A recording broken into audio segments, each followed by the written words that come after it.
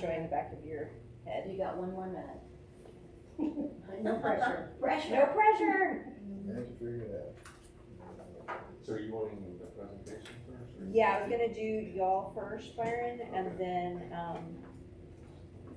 Philip can go over the reads. Okay.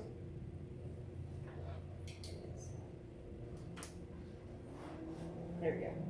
I think I did it. Okay, are we ready to go? Yes, ma'am. I don't have my gavel tonight, but I'm going to gavel this meeting to order. Good evening and welcome to the Leon Valley Water Workshop Phase 2 is what I call it. Today is Tuesday, November the 12th. It's approximately 6 p.m. and we have all city council members present with the exception of Councilor Bradshaw who is out of town for work.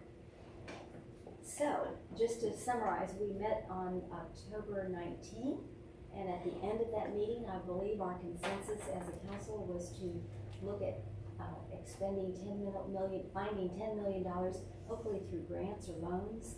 And Dr. Caldera said it would be with SAWS, the Water Loan Program, or EPA was the three that we mentioned. And so tonight we're coming back, and I believe we're going to get those numbers. Is that correct? That is correct. So you're gonna hear, about the Texas Water Board, Okay. and EAP, and then the thing for SAWS was matching their system and what the rates would look like if we matched their rate structure. Okay. And Philip will get that. Okay, presentation. sounds good. So with that said, then I don't know who is going to begin tonight, but thank you for coming and we appreciate it. So we're gonna have our jurors start to kind of go over those programs with you, and I'll start with Philip, the other Philip.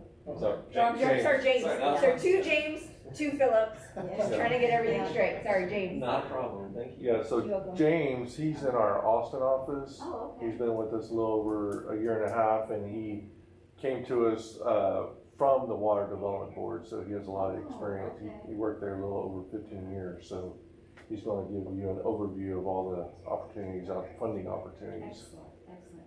Now, do we have a copy of your PowerPoint presentation? Y'all do. No, I did not email it. I can email it to you. Do you want a copy of I can have Angela run some copies if you want some copies. I'd like to, because I like to make notes if you don't mind. Is Not a that all right? problem. I mean, you can So start, James, but- can I switch spots with you and you can control your PowerPoint Sure. here while I go get copies? That will. Yeah, Just don't touch his iPad because I don't know what it does.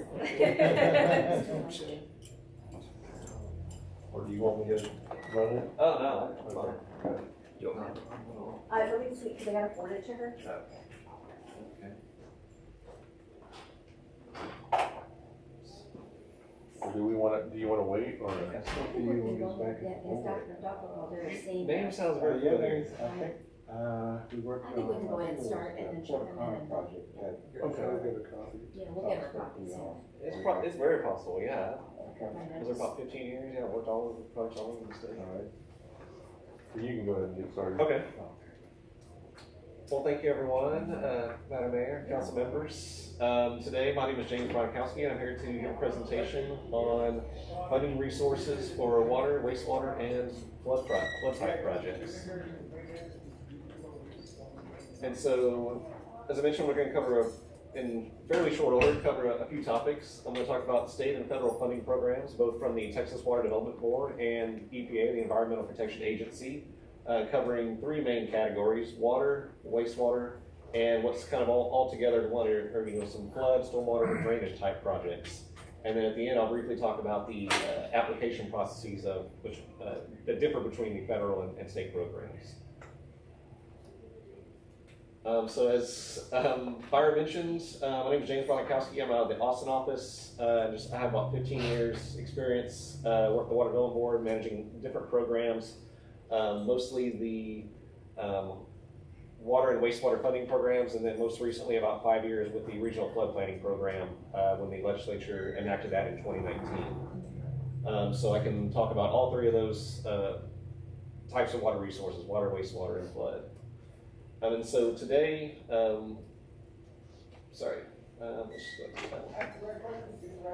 so as I mentioned, these three categories: water, wastewater, and storm. And you're asking, what all fits into that? What types of projects are we talking about? So on the water side, that can be new supplies. I know the city has, from my understanding, 2 wells within the Edwards Aquifer, and just probably not much opportunity for additional supplies in the Edwards. I understand y'all don't do much treatment as well off those groundwater wells, so that's understandable as well. But there are opportunities for transmission, distribution type projects, water meters, so any sorts of replacing water lines to that are aging or prone to leaks or have high water loss. Those types of projects, also projects to upgrade or replace meters, perhaps even automated advanced metering infrastructure type projects. Wastewater can be involved treatment, expanding new services, or for most likely applicable to City Leon Valley would be line replacements to reduce inflow and infiltration. So whenever it rains, additional water flows into the lines, and that I'm assuming leads to additional treatment costs that you have to deal with sols. The other types of project types are stormwater or flood type projects, similar to what I believe we worked on somewhat with y'all on the Huebner Creek flood mitigation project or flood control projects. And so these are kind of a little more detail or edible project types of these three different funding categories. And the reason I'm splitting these up into three different categories is that's how the funding programs are structured. There are specific programs that just fund water type projects, and there are others that just fund wastewater or stormwater type projects. So throughout the presentation, I want to keep things in those three kind of buckets. And I won't spend too much time on a lot of these slides, but it's great that you asked for a copy of these because there's a lot of useful information on here that, although I won't go into details on it now, can be very useful for later. This is sort of a cross-reference chart. It's almost like gives the very basics of the 5 different programs that I'm going to dive into a little more detail on. Across the top, on the left here, these rows are, what are the project types that they can fund, whether that be water, wastewater, or on the far right, that program is really open to anything. We'll get to that one last. Different eligibility requirements, what sort of financial subsidies could be involved with these programs, whether that some of these utilize the essentially credit rating of either the federal government or the state government to access low interest loans or bonds, through the selling of bonds. Other programs in the middle here are more federal and state programs that offer interest rates, so reduced interest rates off what the market value might be. Plus several of them have what they are referred to as principal forgiveness opportunities, which are similar to grants. Principal forgiveness in this terminology with the Texas Water Development Board means it's a 0% loan that at the end of the project, if all project closeout requirements are met, that principal portion is forgiven. So if there's 0% interest, there's no interest accruing, and at the end of the project, that portion principal is forgiven. They don't have many projects that are opportunities that are 100%. That's usually a percentage-based a percentage-based allocation that can be applied to projects. It's usually in 30, 50, or 70%, those types of ranges, but that varies depending on the funding program. And the last on the bottom, just kind of a quick reference on what are these sources? Are these federal, in this case would be EPA, and state, in this case would be the Texas Water Development Board. James, what is SWP? I'm sorry. Great question. That's your lingo. And I'm yes, ma'am. I'm sorry about that. That is the state water plan. Okay. The state of Texas, as some of you are aware, has a state water plan, and some of these funding programs, projects must be consistent with the state water plan. So I'll give you an example. The state water plan, Edwards Aquifer, it's very restricted on what type, no additional wells. So there's very specific strategies that are in the water plan based on this county or this area. And so the state will not fund a project that's inconsistent with that long-term planning that the state is conducting. Okay. And then would you go back on the 0%? Yes, ma'am. Which one of those programs is that? And you're saying that no interest, but at the end of the project, you get the principal's forgiven? So yes, and that's you get a free. It's not on. It wouldn't be enough to cover the entire project. Okay. It's depending on the. essentially, one of the factors they use is median household income to determine essentially how much percentage of this principal forgiveness the community could be, would have the opportunity for. So it could be anywhere from 30% of a project cost, 50%, or I think up to 70% on some programs. All right, and is So- that consistent across all 5 programs up there? No, ma'am, that is only on these middle 3. The middle 3? Yes, ma'am, and the one in particular of the interest that I'll get to is this second one, this drinking water state revolving fund, which I'll get to in a moment here. Okay, good, thank you. I And I'll- appreciate it. Is it, I would assume there's a lot of competition, is that Yes, correct? yes, sir, there is. Ah. And so these have deadlines, or at least these ones that do have high competition, these ones in the middle here, they have deadlines in usually it's the first week in March, whereby you have to submit what's called a project information form. It's just a few pages. It's some basic information about a potential project that you would like to receive funding for, or seek funding, financial assistance for.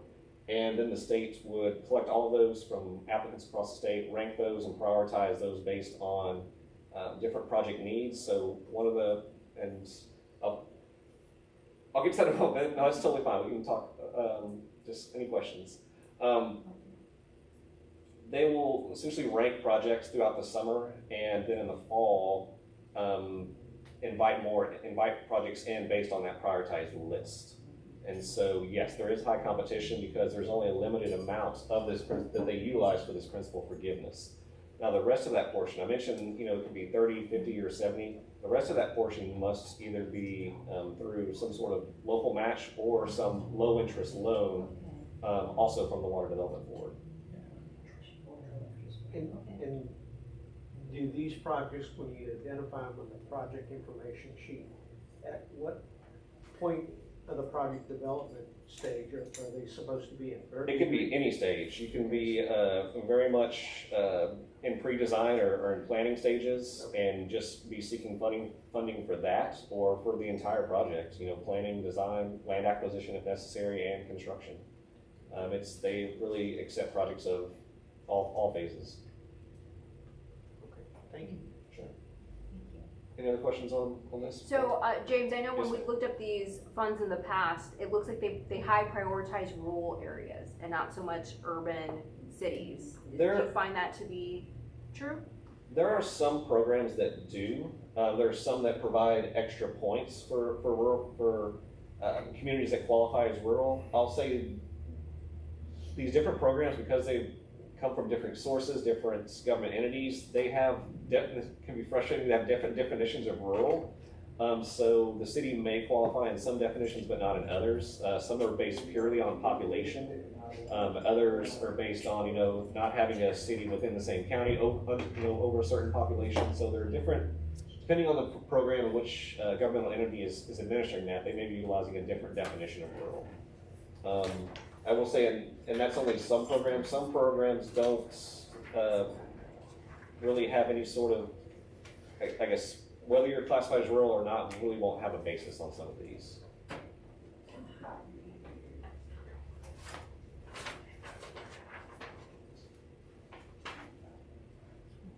As I mentioned, these funds come from 2 main sources. There are federal funds from the Environmental Protection Agency. There are also federal funds that the Water Development Board administers, essentially acts as a pass-through agency to administer. And so regardless of whether it comes directly from EPA, like the what's referred to as WIFIA, or the I'm going to get that one wrong, Water Infrastructure Finance and Innovation Act, there we go, funding, or the state what's called the state revolving funds, which are EPA grants giving directly to the states, and they administer as a pass-through agency, and those are still treated as federal funds, so they must still all meet some federal program requirements, such as a national environmental policy, certain heightened levels of environmental review, requirements for sourcing domestic iron and steel for projects. If we're talking about PVC water lines, anything like that, that's not going to be an issue at all. Disadvantaged business enterprise involves solicitation and procurement methods and language and requirements that have to be met.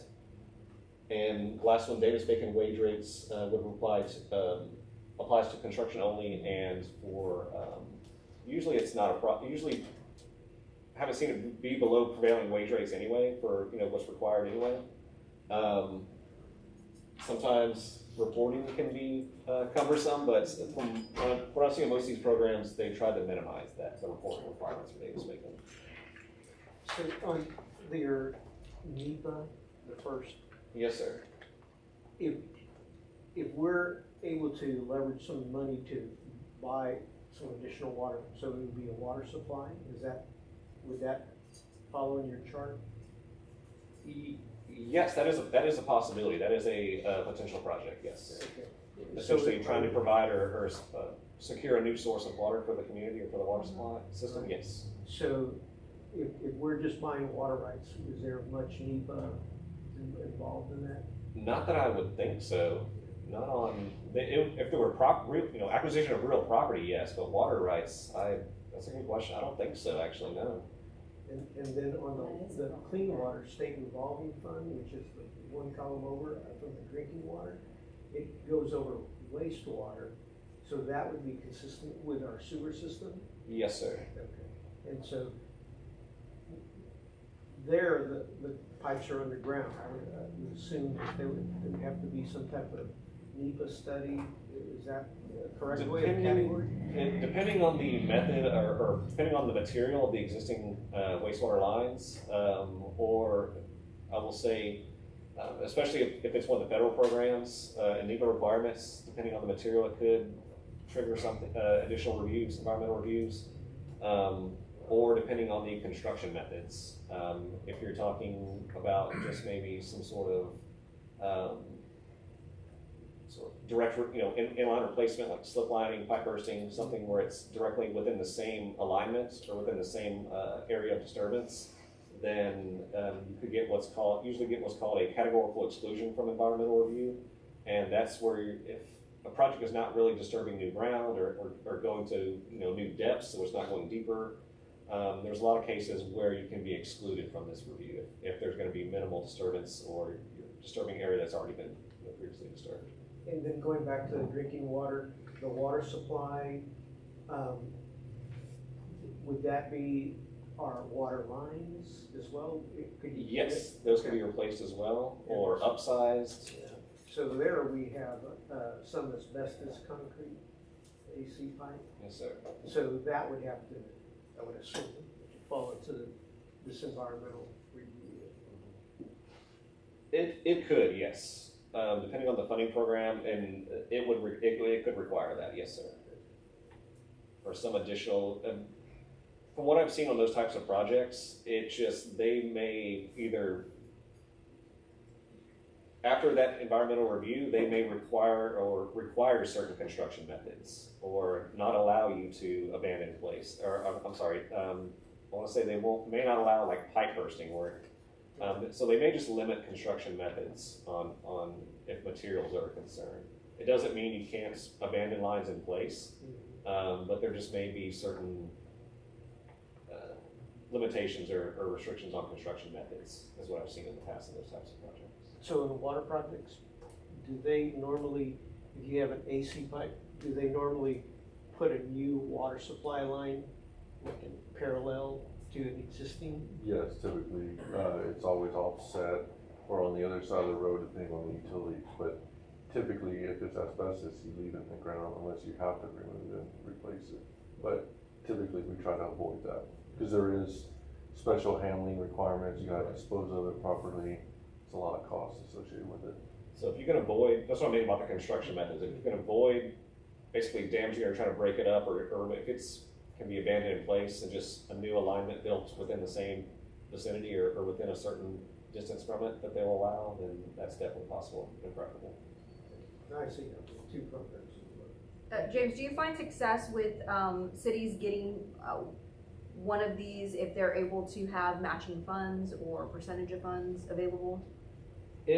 I'll say on the EPA, the WIFIA program, it's required. The max they will provide funding for is 49% of a project cost. 49% of total project cost.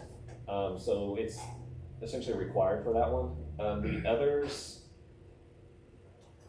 I wouldn't say it affects your ranking or prioritization or the chances of you getting funding or not. It will help, I would say, perhaps, because regardless of what percentage you may get or principal forgiveness, or there's going to be some potential loan component or some local match portion, and that could essentially help show the city's ability to take on that loan, that they have those cash reserves or those other sources. I'm just wondering, what do we need to do in order to try to qualify for these loans? The first thing, so there's, You know, we talked about shovel ready, so, I mean, what does that mean, and what do we need to do in order to qualify? it's really, the main thing is to that March deadline, that first week in March, for those programs. The WIFIA program that I've mentioned, the water infrastructure, what's it called WIFIA again? That one is open year round. The EPA puts out essentially, I can't remember the exact term, it's like an availability of funds. It's essentially a notice they put out annually, letting essentially the U.S. know how much money is available in this program. And then you submit, and so it's open year round after that point. You submit what's called a letter of intent, kind of describing kind of project basics, kind of similar to what I was talking about earlier with the state programs.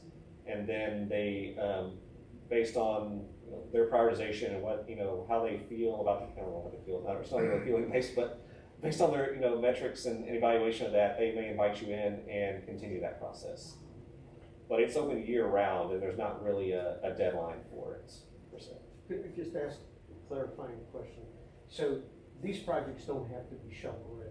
No, sir, they do not. So you can come in the as you mentioned, Yes, sir. pre-design, And you can have, yes. and then Okay. come back and. Yeah, that's what that's what. And there's different strategies as well. You can, if depending on project timelines and project readiness, you could say come in for some money, some smaller amounts to do some planning and some design work, maybe some land acquisition for some easements necessary for some of those additional lines, like you said, across the other side of the street, or and then come back, the next year for construction funds, or you can ask for it, try to apply for it all at once. There's flexibilities there. Is there any chance of using multiple funding sources? Yes, sir, there is. Okay, and just out of curiosity, with the election, do you think it's gonna free up money or it's gonna get tighter? I'll say regardless of the election, what we've been seeing at the national level is a reduction in these SRF programs in terms of what they're passing on to all of the states across the board.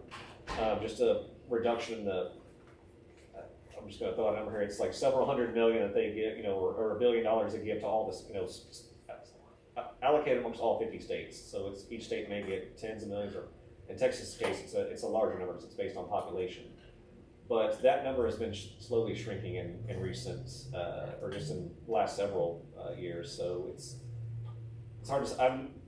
I guess to answer your question, I'm not sure how it's going to look in the future, but it has been trending slightly downward in recent years. I haven't really heard anything political. I don't think it's one party or the other. It just seemed to be trending downward. Thank you.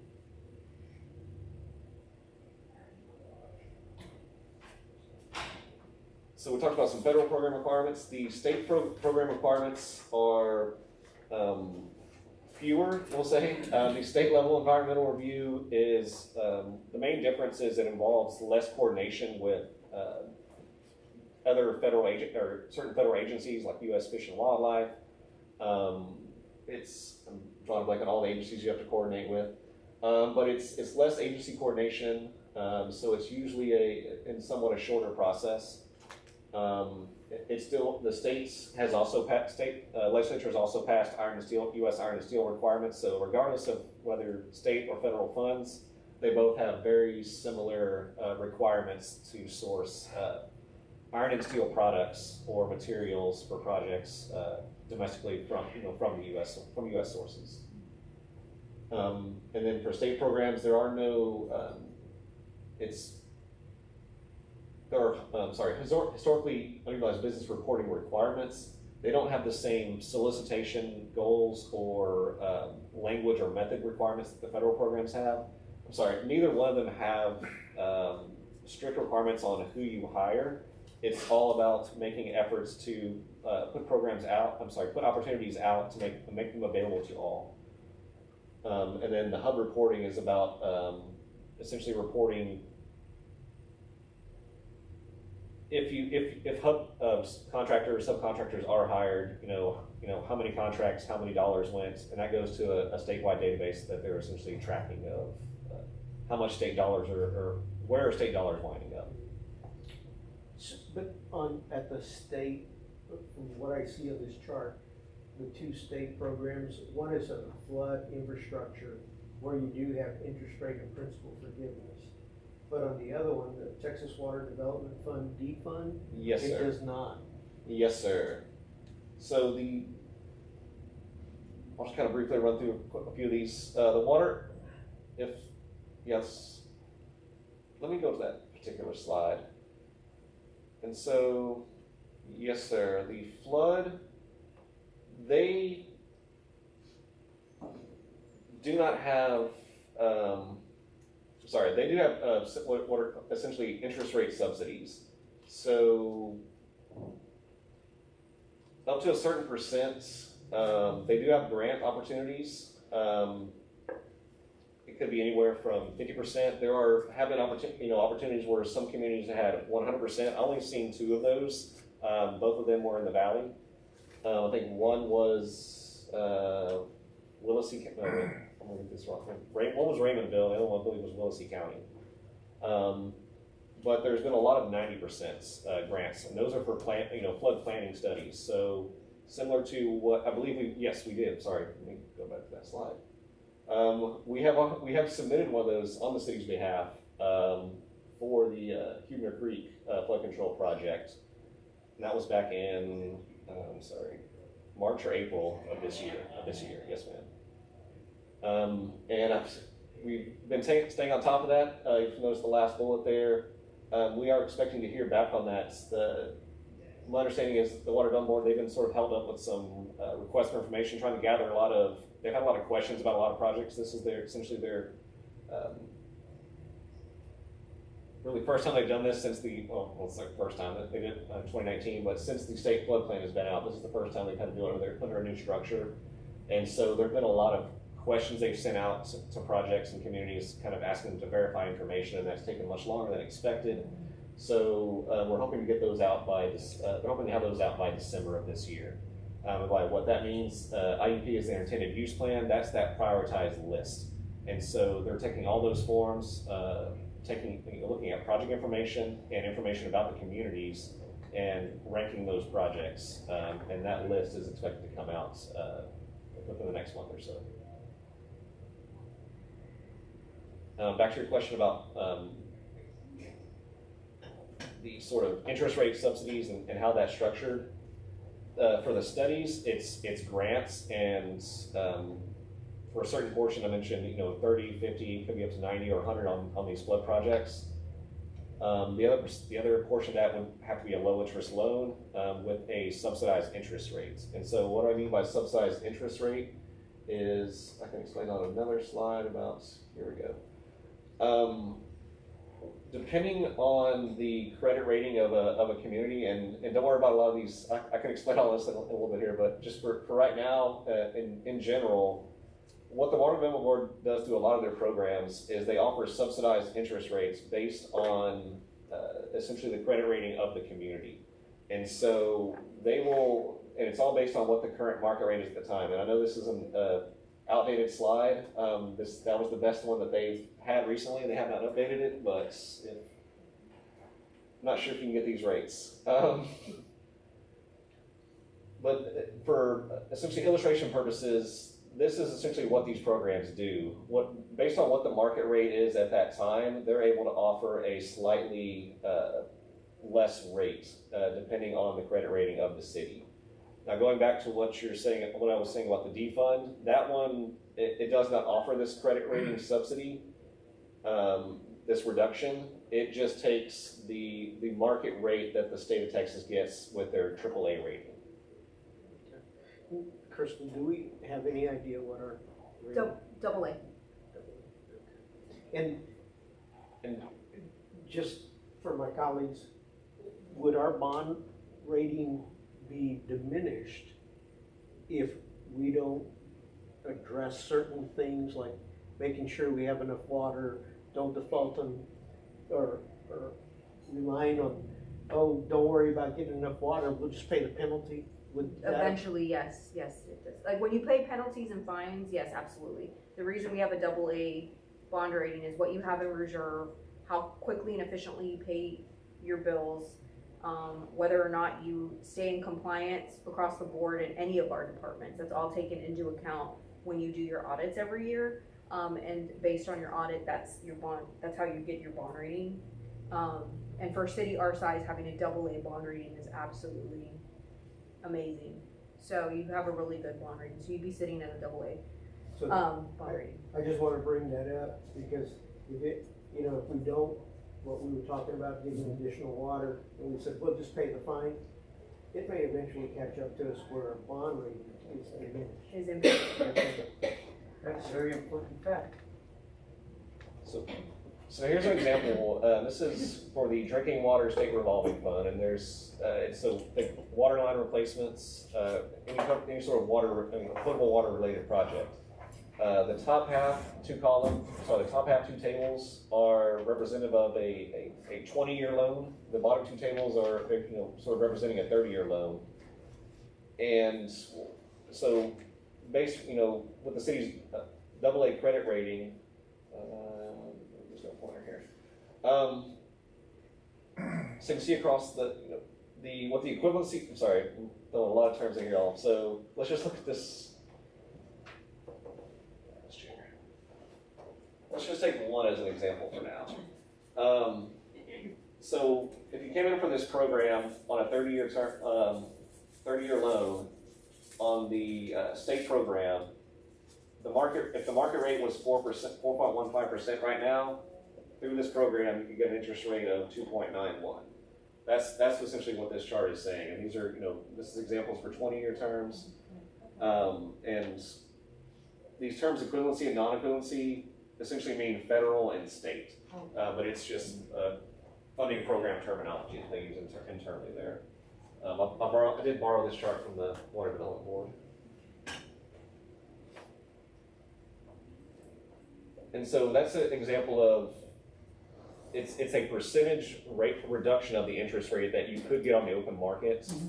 That's what they'll offer you through the funding program. So that is the financial benefit of going through these funding programs, is that interest rate reduction.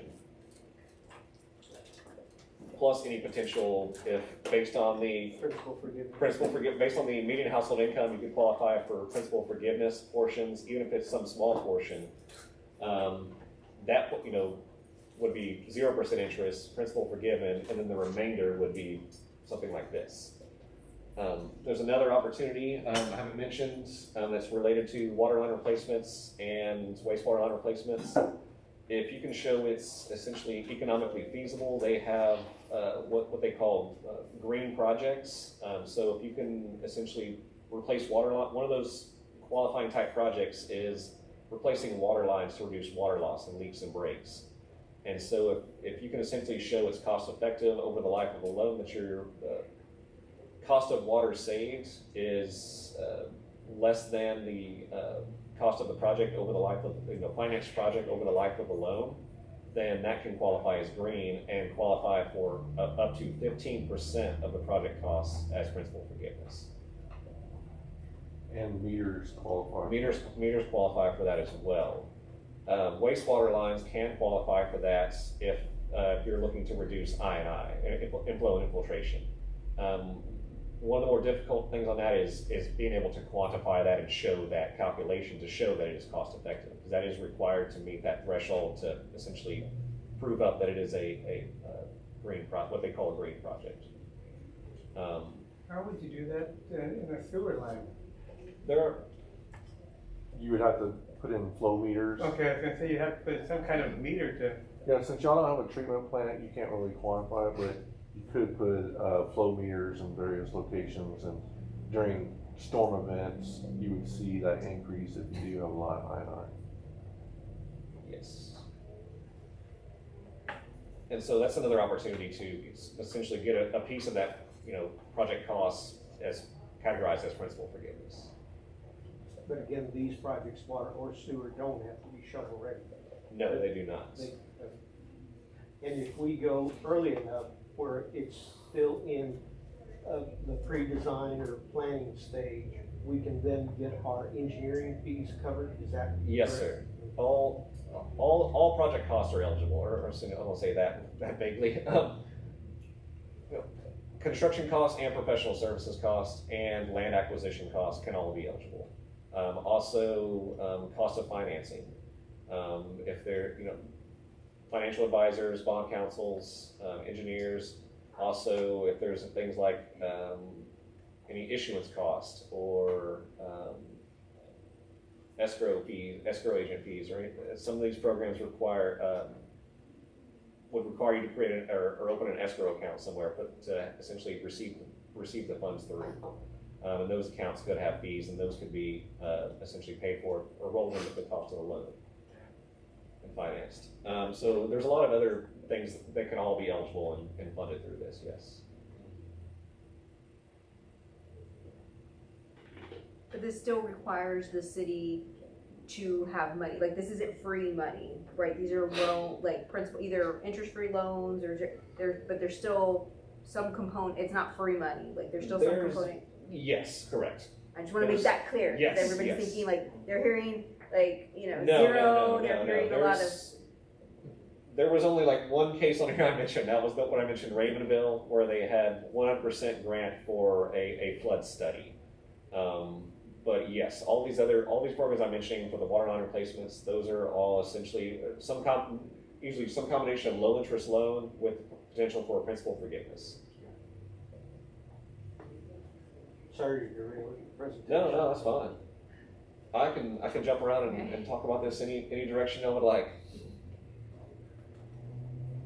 I don't want to jump around too much and Miss anything. and miss anything or kind of lose y'all anywhere. But there's a lot of I try to put a lot of information on it, even if I don't go through it all. It's good. There's these one-pager sort of tables on each of these programs that kind of and they're all structured the same. Essentially letting you know what are the eligible project types, what are the potential subsidies. I'm glad I brought this one up.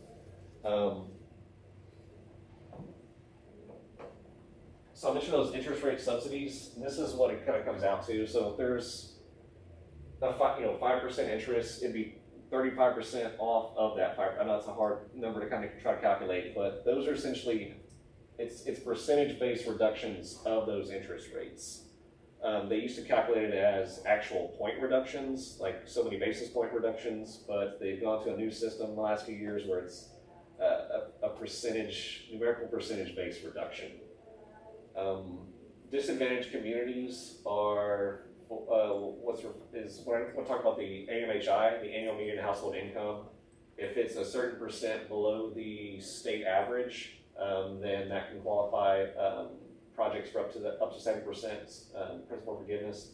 I mentioned these green projects can be up to 15% of the project cost. These can be combined. I know you had asked earlier, can some of these funding sources be combined? Yes, they can, and the programs can be combined as well. So different opportunities within the programs and the programs themselves can be combined. That also lists out term opportunities.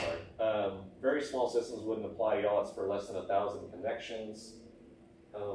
If there's some other opportunities for some smaller, very specific project types as well, related to asset management or emerging contaminants. But I know you don't have treatment, so that may not be a project type. And so from our first meeting where we had the list of projects, this Yes. is under just the planning stage. Right, correct? and so I've been wanting to say that having your CIP is why we're having him present this now. That's a great place for your community to be because you have a list of projects that you know Yes. you're going to be going for. Yeah, you have to have a plan. It makes you rank better. So you can present those individual projects. You can also present the entire CIP to in your application. Yes, there are different strategies of combining these or spreading them or leaving them separate. It's really how y'all would like to package them, based on different funding programs or different funding opportunities. So it's really, there's different ways they can be combined, yes. But it was important for us to have our CIP first Yes. before we had this conversation, so Yes. to make that. There's a certain level of information. They want, basically some sort of identifiable project. But when we talk about those pre-planned designs but it's still based off of the CIP. Yes, yes, ma'am.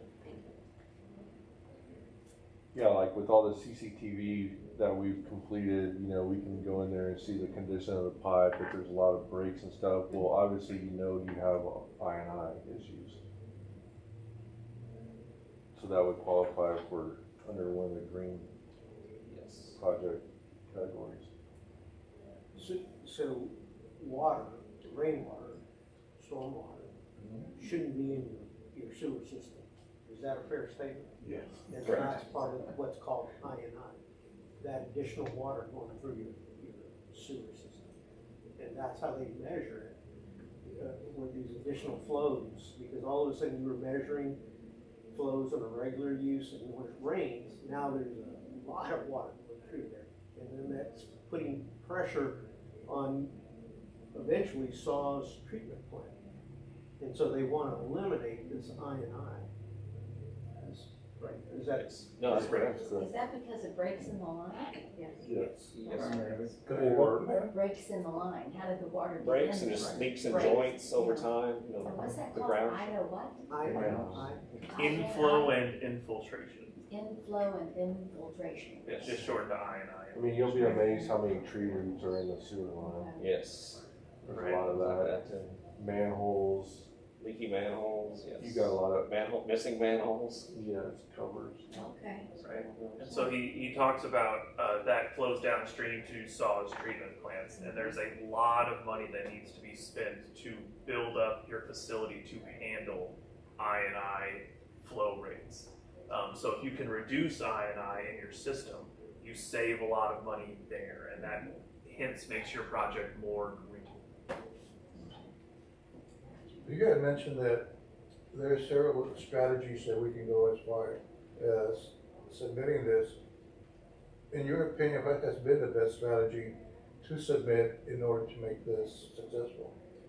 I'd say for package things on, in terms of y'all's budget, and I'd say,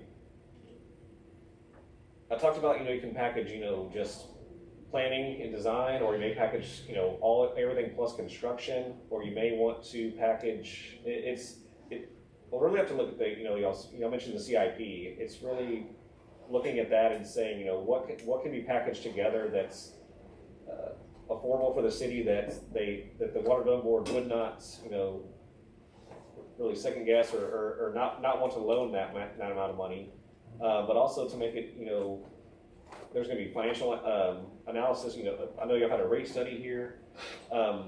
Once you start getting into projects that are sized large enough that are going to require rate increases, that's going to complicate the process as well. And so there's just different strategies on sizing projects, but also we talked about environmental reviews. You may not want to package projects together that's, let's say you have areas of water line replacement that are going to be replaced within the same, side of the road, same alignments, and there's another section that's going to go through some new, you have to go through some new areas that, have not been dug before. That area may require a different environmental review, so you may want to separate those into two separate projects, so that one could move through a lot quicker, and the area that does need the heavier environmental review doesn't hold up the rest of the project. And so there are ways to strategize for timing purposes and schedule. That are also based on service area or demographics of the service area. I know Leon Valley is a decently affluent community, but in other projects we've had you package together projects that'll affect a certain community, and that community you can study and show that they fall within the need base. The AMHI, so yes. And they do that, so they do CDBG projects every year through Bear County. They're the grant administrator, but there are certain areas with the low or below the LMI, so the city has actively been doing that. Yes. So just sizing projects to those areas would allow them to qualify for those higher levels of principal forgiveness. Versus if you were packaging a project citywide, it may average out to a number that's higher and not qualify for as much principal forgiveness. Okay. All right, thank you. You know, I was just thinking, I mean, we've been so successful on CDBG grants, which is, you know, kind of parallel to what we're talking about, right? In a way. Definitely, I mean, we've, Just smaller amounts. Yeah. we're limited, We should be able to one area of town right now. because of the AM. But, yeah. But yeah, we've had, almost 10 years of good, grant, you know, assistance through Bear County for, CDBG.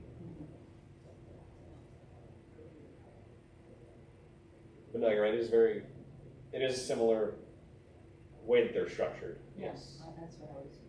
But those CDBGs it's only been what, 250 each year?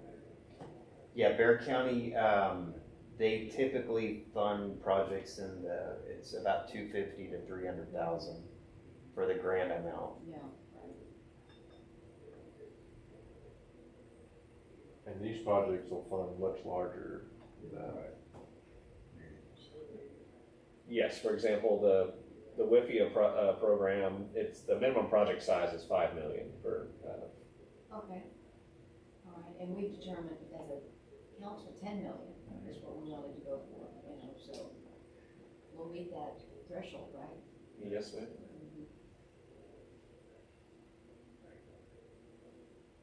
And so I know some example slides in here from some previous project stars as well. For example, the city of Pearland had a project. I know this is fairly large as well, but 160 million. And by committed over 3 years, I'm glad I have this example in here. There's the potential to stagger essentially those commitments out for multiple years. And what that also does means is you're closing on 3 separate loans that are staggered out over years. So let's say in this case they had a small, essentially a small loan. I want to say maybe 10 to 15 million in that first year, 100 million or 80 million in the second year, and then the remainder in the third year. And so they were able to essentially delay some of those interest payments or the accrual of interest on those construction funds. They didn't have to take it all at once in year one, years before they needed construction funds. So there is the opportunities to essentially stagger out those funds to where you're not committing to them all at once, and thus you're not, essentially closing on loans or accruing interest all at once. That can happen later. But what I'm really trying to get to here is that project, that amount committed over those years. I think those were like 29-year average maturity schedule. They saved approximately 31.8 million over the life of the financing based on those interest rate reductions. That's how much it had an effect on essentially the life of the project, over the life of those loans. And I think there's one Pflugerville example here. Well, I said they saved $9 million over the life of their financing on a $30 million wastewater treatment plant. And so that's again based on these interest rate subsidy reduction, subsidized interest rates. Sorry. That's really where these cost savings come from, plus the principal forgiveness opportunities. Okay. As y'all said, the main thing was CIP, getting the CIP, a list of projects, because that's how you get this all started, is putting together what are called these. Sorry, I haven't got to that part yet. application process. Okay. So, sorry. So I mentioned the WIFIA, through EPA. It's year round. You submit what's called a letter of intent. It has some minimal information on the project. It's minimal effort. It doesn't commit the city to anything at this time. But you have to have, as y'all mentioned, the project descriptions. You'll have to have the CIP, this list. You don't have the whole list, but you have essentially have projects formed with just, some descriptions, some maps, some basic maps. They're going to want to know how much money you're requesting for this project. And then they'll evaluate that and invite a number of those projects back in, ask for additional technical, financial, legal information. This is usually a more detailed application process, and the end result of that is essentially executing a loan agreement for the WIFIA program. The state programs are very similar. They're also a two-step process. I use a lot of the same bullet points. They're changed minimally, but they both follow the same basic process. You submit a basic information form. Those are ranked amongst all the other forms and into a prioritized list, and that is how the agencies move down and move down the list and invite them in for these more detailed applications to secure the funding. Just out of curiosity, just from your recollection, how many entities are on all these applications? Is there 20 of them? Is there It varies 100? It varies year to year and program to program, and anywhere. I want to say this year for the drinking water SRF, I want to say 200, a little over 200. And I don't want them. Somewhere between 200 and 300. I want to say. And how far did they get down that list that we're able to fund? They're still going through that part this year. Let's look back. I think last year. Last year, roughly the same, maybe a little less. By the end of the year, there's funding. If you're talking just low interest loan, no principal forgiveness, there's pretty much always an opportunity, always funding availability. But that's where the real, we talk about competition at the very beginning, that's the importance of those March deadlines, early March deadlines.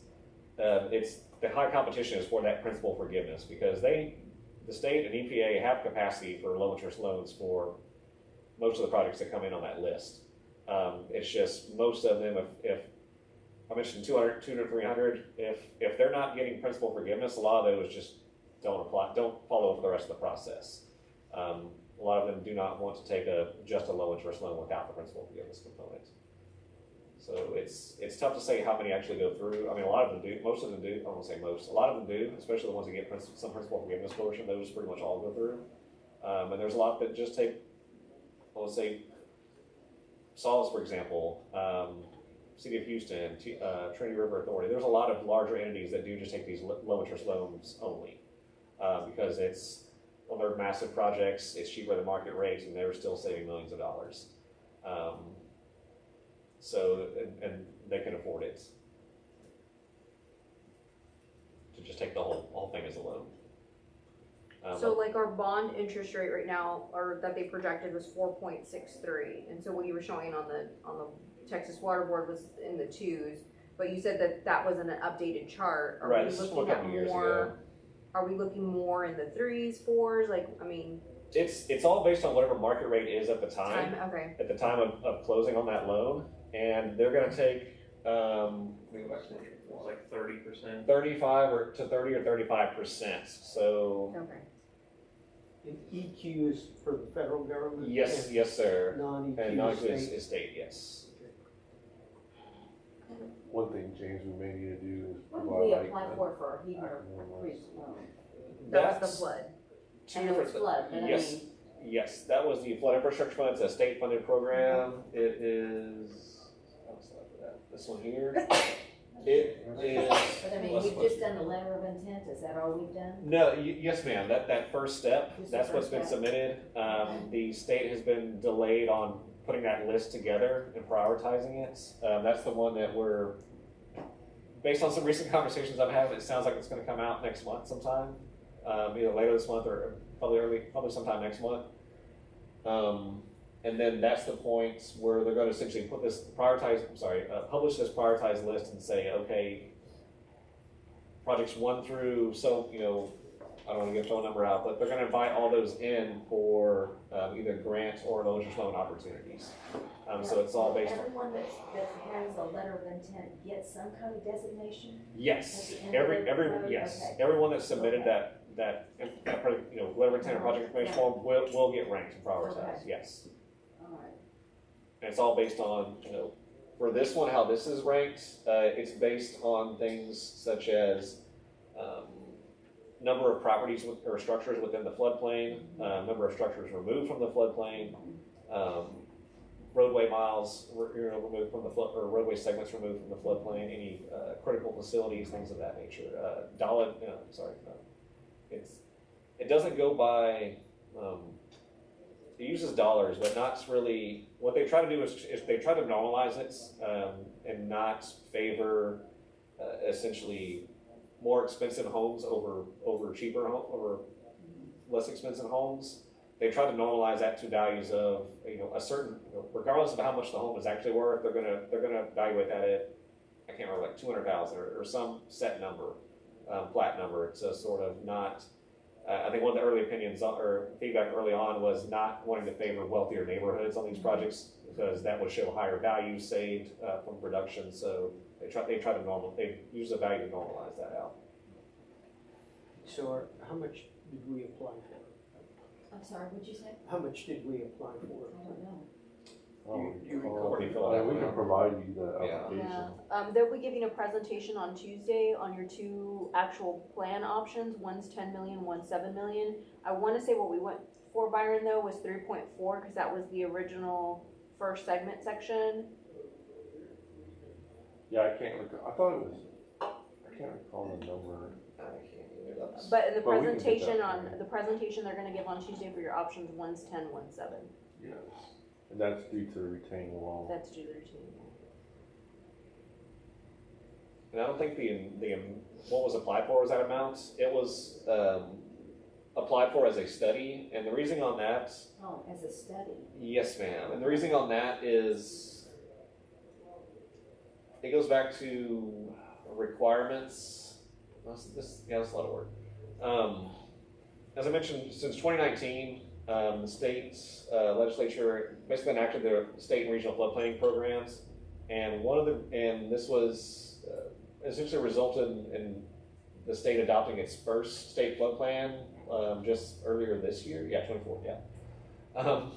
And so one of the requirements of this funding program, where I'm getting to this is, projects have to be, one of the eligibility requirements is projects have to be listed specifically or recommended in that state flood plan. And the Huebner Creek project is not specifically recommended in there as a project. It is listed in there as a study or a project to be studied, but it's not listed as a recommended project. And so it's not currently eligible for construction funds. The number of homes you'd be taking out of the floodplain, unless you took up all of them in Rick's Park, is pretty minimal in comparison to other communities. Which is why when we did the, what was it? Not the AIA, The core? the core, they didn't recommend funding.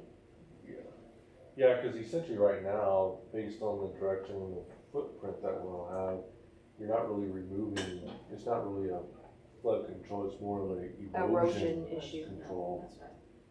more so than anything, just trying to establish the banks to stop eroding. That's basically what the project is.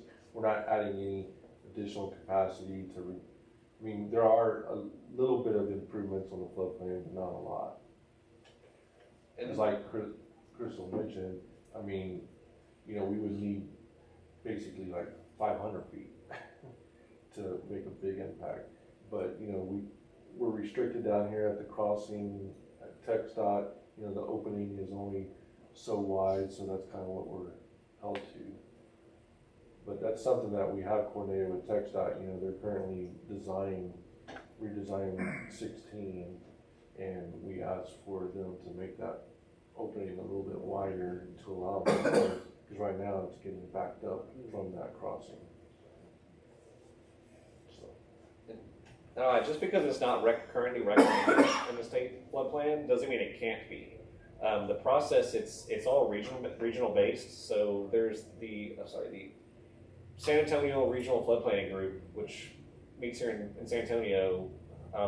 Don't have the schedule, but that's essentially the process by which you could get this project recommended in the plan, is to propose it to the regional group, and essentially it'll be up to them to add it or recommend it into the regional plan. Everything recommended in the 15 regional plans across the state all get rolled into the state plan.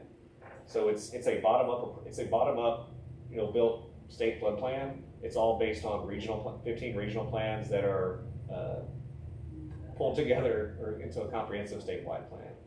So that's really the way into this plan, and to thus get eligible for funding in the next So how do we time. do that? Do Well- we write them a letter or? Well, y'all are part of the group. David, I think, attends those meetings, correct? The Bear Regional. Yes, we've been to a few meetings there, so To get into it's really about achieving a threshold of information or data about the project. So getting to a point where you can have like a benefit cost analysis, some modeling, pre and post modeling done. There's some certain data requirements or a certain level. You talked about shovel ready earlier. It doesn't have to be quite shovel ready, but you have to be able to show one of the important requirements of this initial legislation was that some community, I'd say some legislative members were noticing, or they were individually noticing, but the intent was to not just push flood water from one area or one community to the next, one political group to the next, or subdivision to the next. So one of the requirements written into the statute was that no project could be funded unless it could be essentially shown that it doesn't have a negative effect on a neighboring area.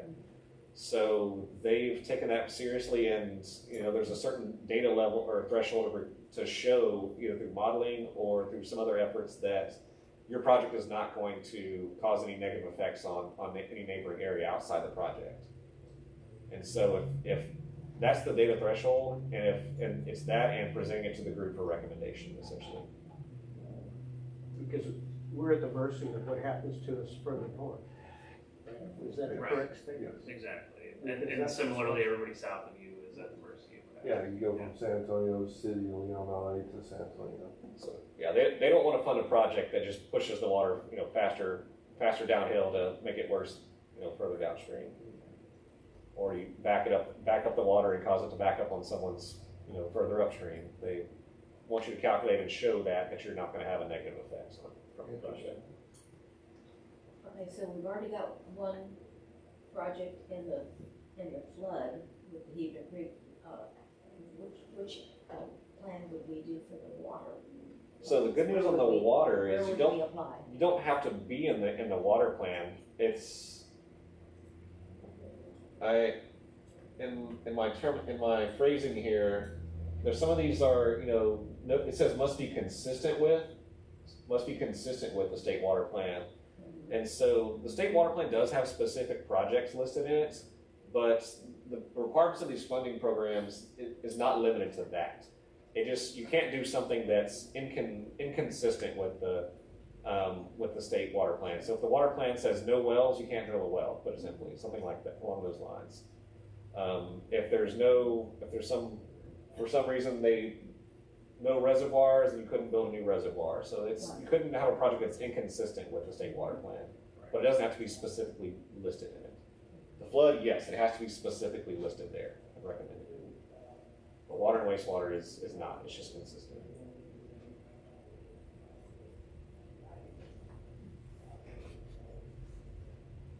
It's very interesting. Sure is. Okay, just to clarify, I want to be sure I got that. Sure. On the water, you have to be consistent with the state water plan, but you don't have to have the project in the state water plan. Correct. But in the sewer, the Flood. No, on the flood, you do. yes, Okay, it's gonna be in the state water plan. in the state flood plan. Okay, I just wanna make sure I got that distinction, thank you. So I think I'm throwing this out there. No. I'm not saying it's a fact, but, so maybe acquisition of water rights may be consistent with the water plant if we're doing Edwards, stopping, or improving our water pipelines to minimize our non-revenue leaks. Yes. Minimize Pretty water much loss. Water conservation is pretty much all across the board in the water plan. Like pretty much every community or every county has a strategy listed for water conservation to repair leaks or place lines. So that's I don't recall it ever not being consistent in the water plan. And then the other for sewer, Sewer, there's no consistency requirement at all. There's no state wastewater plan or anything like that to be in compliance with or consistent with. but we could show it being green Yes. in those two areas, right? Yes, sir. And then water meters too, I know Melinda, we've been talking about that for the past couple of years. Cause you have some water loss probably with the older meters, they're just not calibrated. So, that's another resource to be funded through the water development. Replacement of water meters. It was not replacement, we were looking at AMI Right. or a version of that. And they can fund it all. All of those are eligible.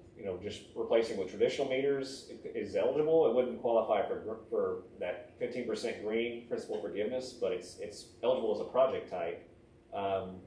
Automated meter readers, the drive-bys, AMIs, they're all eligible. AMR and AMI are eligible for the green as well.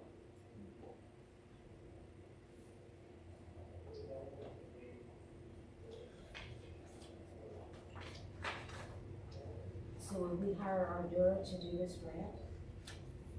If the council, I thought, how does that work with it? Yes. So again, I wanna make it clear, this isn't a grant, these are loans.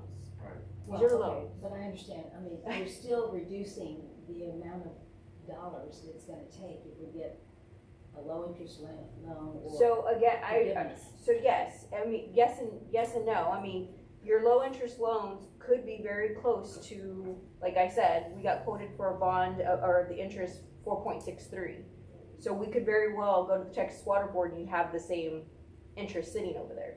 So I just want to make sure that you are clear on all the information provided to you. These are great options, don't get me wrong. These are definitely options we need to take a look at, but it's not going to reduce your water rate situation. So when he gets to the water rates, it's not going to to. do that. It would be purchasing of the AMI meters, right, and acquiring water rights and getting us a loan for that, right? Although I don't know if we need that, but Well, you wouldn't get a loan to purchase water rights, well, but you would get it, right.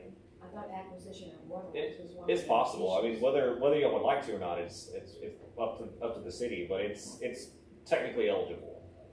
Have you seen that done though? People purchase from the, I've not in any of them. I've seen it's. I only know I've one. seen diversifying water where they've gone for desalination Yes, for or sure. different wells or stuff like that, but not for the same water source. I've not. It's. I'm drawing a blank. I want to say it's around. It's happened, but it's not a common project. No. Okay, yeah. I just want to make sure. I'm drawing a blank. Yeah, I was there and for there 15 years. I can recall a lot of projects, Yeah. and I can't recall a specific name. I know it's happened because I can. Think about it. I just want to make sure that they're very clear on like us. Say I go for the revolving fund, which is probably the one that me and Melinda were discussing before. I would agree. And so, in looking at that, it's still not guaranteed, one, and then two, what that actually does to the funds, and then what you can do with that. And so we're looking at AMI, replacing the water mains, the asbestos piping, some of those projects absolutely could probably fall in those categories. I just want to make sure we're clear because we have a topic that we're going to be discussing next Tuesday, which is the purchase of water rights. And so I don't want people to get the indication like, oh, we can suspend that and go for this, and we have a strong likelihood of getting it when that's not a typical project that we see. Correct. It's. I would say to think of these as potential opportunities that if the city would most likely be doing these projects regardless, and consider this just another opportunity to to add to the portfolio or options to add to the Absolutely, table. absolutely. You make a good point that these are not guaranteed. These are competitive, as we mentioned earlier. And I think my advice on it would be to go ahead and try for them. Yeah. And just, see how you rank and see what the opportunities that are offered to the city. And as she mentioned, there are some that offer principal forgiveness, and that's wonderful if you can get that. And I'm not saying you won't or you will or you won't, but the other portion is essentially a loan that the city would have to sell bonds to the Water Development Board. That's essentially how those loans are structured. They're selling of bonds to the state. And it just could be a slightly lower rate, and you won't know unless you go through the Right, process absolutely. and see where you're ranked. But to answer your second question, Mayor, yes, we would be using our juror to help us go for those funds, yes. Well, I mean, I understand tonight we're not making any decisions, we're just getting a lot of information. Cognitive overload is what I call it, but that's okay. Lots of information, so, but it's good to know what's out there, and I appreciate your presentation, I really do. And so I guess, Crystal, you and Melinda bring back some recommendations based on this workshop? So, yeah, so he, Philip is gonna give, The water rates. the water rates. Yes. And then, Go ahead and start with him. and so then Melinda and I will bring you back some options. And so, we'll take a look at what was presented tonight as some funding options, as well as the option to go for the bond. We got that information for y'all too. Those rates may change too. I mean, it's been a while. Again, we try to provide the information as accurately as possible. We just know that we need to move on the water rates because they are sitting stagnant. We haven't touched them, so those need to be addressed. But yes, our plan is at a council meeting, now that you have all this information, we've had open conversation, but I do want to get some direction from council as to what you've heard today, what you would like to see from us as well. I'm sort of relying upon the experts to tell us which program we should apply for.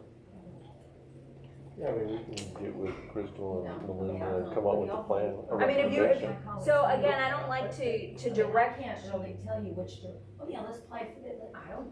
Well, I think, isn't the first step that we identify the projects in our CIP and inform our citizens why we need these projects? Okay, so What's it's the benefit? 7 water projects and the 1 Sewer right? project, Sewer right, project. that's me and That's- Melinda's that's recommendation. what we're doing. Correct, so, For $10 million, we know we've already decided that, Right. so, And, yeah, I got and it. so what's the benefit of attacking these CIP projects for our longevity of our infrastructure?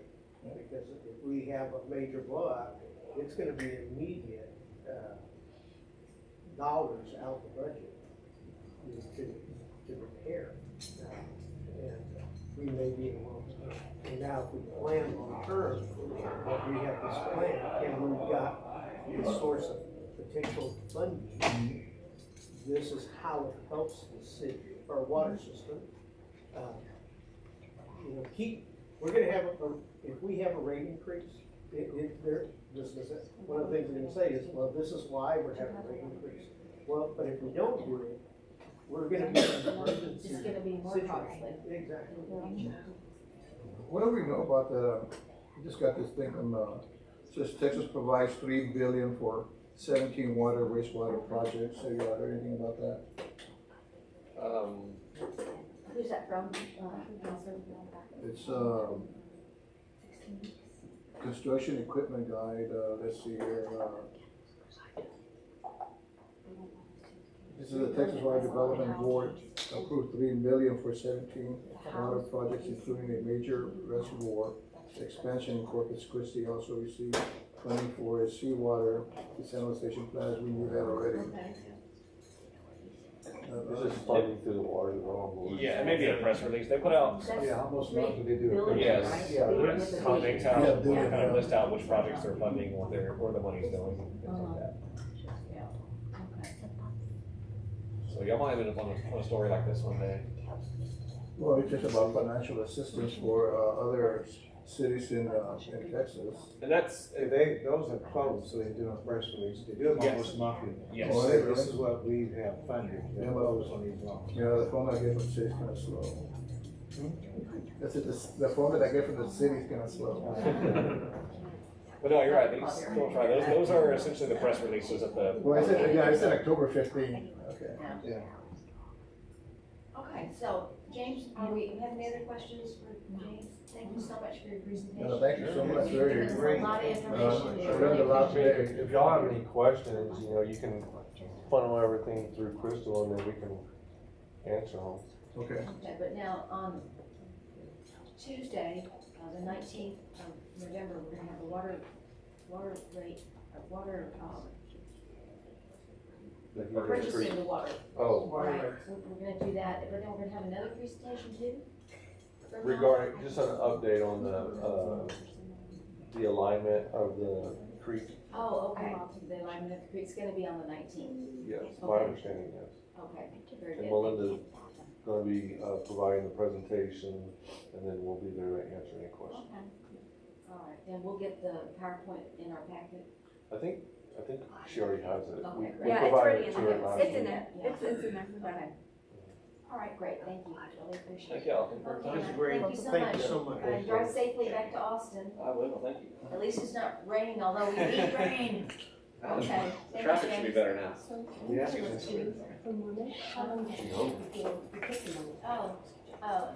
James, we have another question Yes, from ma'am. Ms. Heil.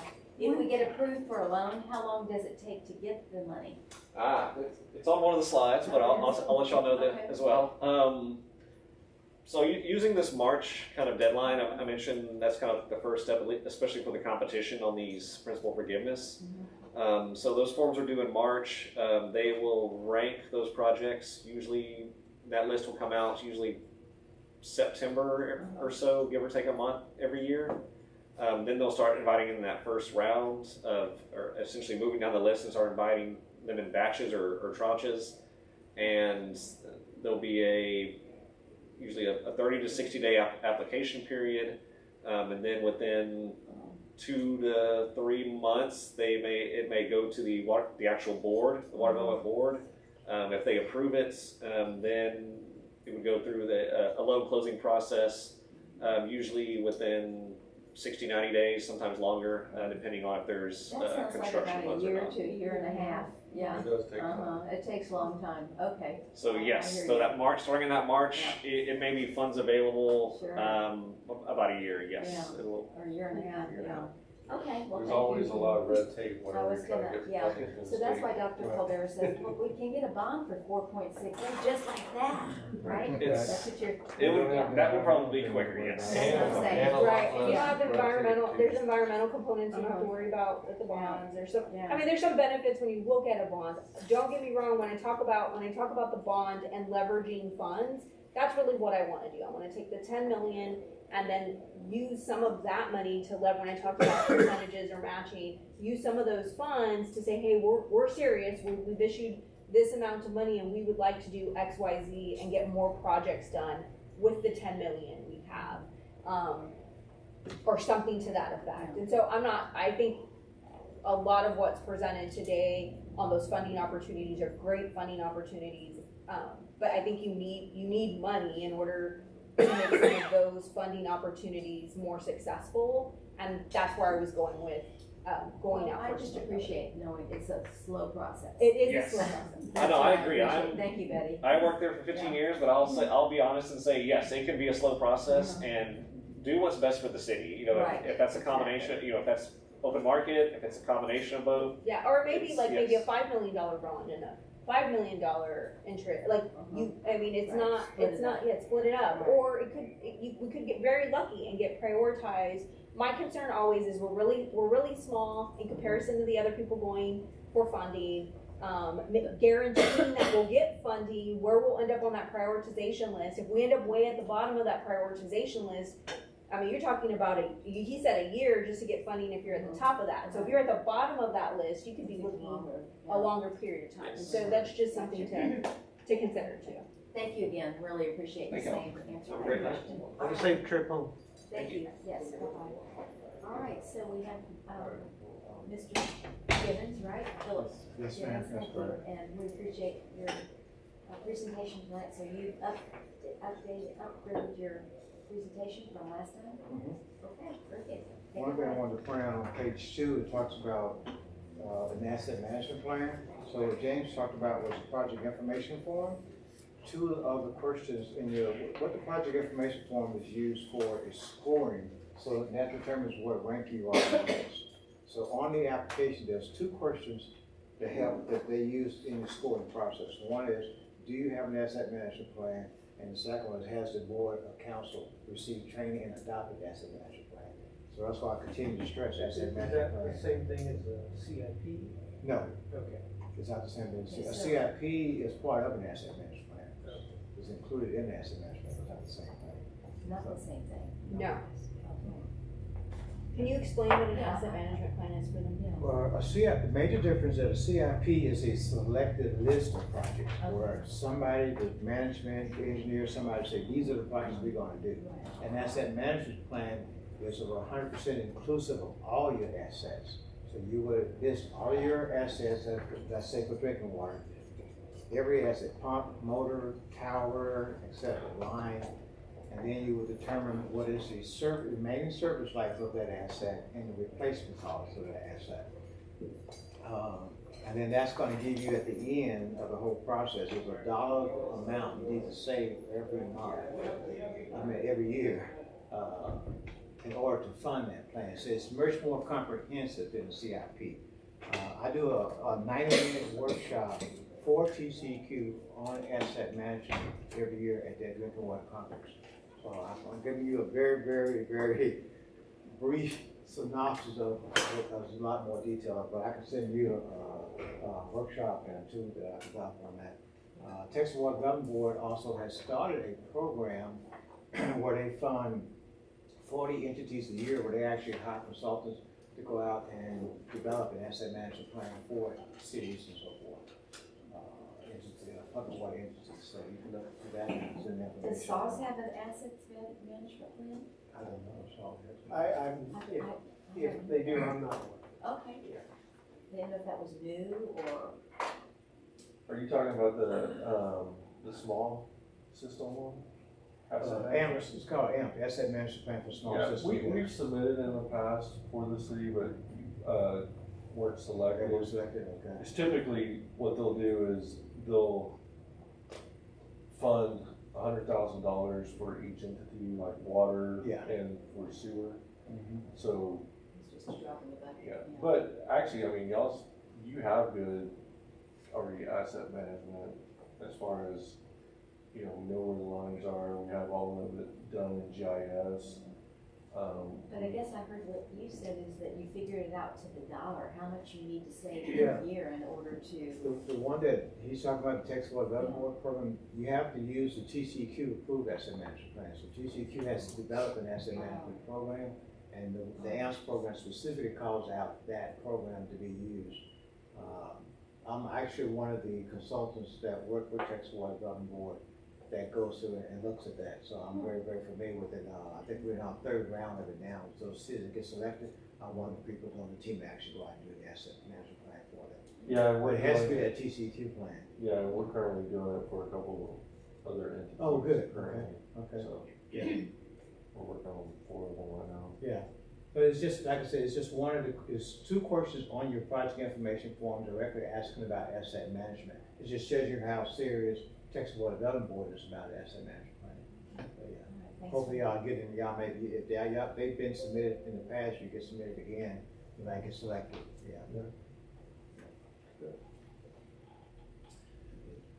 What this particular table shows is the, what Are Melinda we had on direct, page 3? I just want to be sure yes, that page we're on the 3. same page. Okay, page 3 of 11? Okay, Yes, thank 3 you. of 11. Mhm. Great. And the top row is showing the current work structure, and from discussions with Melinda back and forth, what she had requested is that we show what the rates, how do we impact it if you only increased 1.5%, and then after some additional discussion, the request was to add it 2% as well, just for comparison's sake. Now, below the blue is just what we had already previously presented. That's just there for your reference to be able to compare all of the options. But what we're focusing on is if you took the current rates and increased it 1.5% or 2%, how would that actually impact the customer's bill going from left to right, from the 1,000 gallons all the way across to 25,000? And then again, your average is 9,000, so you have the 7 to 12,000. Some will be below that, some will be higher. As most of your customers qualify for your average customer. So how much more revenue would that generate overall? Okay, that's going to be on page 5.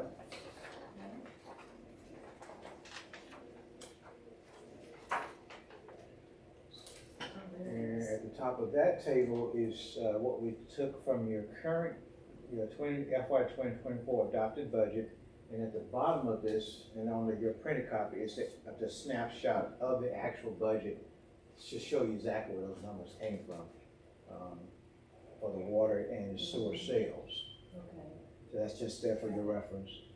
And then we show what if we put in the current rate structure, meaning your increase in block rate stay the same, and use that at 2024 budget, how much revenue would be generated. So under that underneath the budget one, second row, is 1.4, almost $1.5 million for the water utility, and a little over $2.7 million for the sewer utility. Then if we apply the 1.5% increase to the current rates, both the availability fee and your current increase in block rate, to some people also refer to it tiers, then that would generate a little over $1.6 million in the water utility and 2.5, almost 2.6 million in the sewer utility. So again, that's less than your budget. So, let me see if I understand. So if we're talking about the sewer utility, current rates per 1,000 gallons is 2.2,763,000. I'm just gonna use those rounded.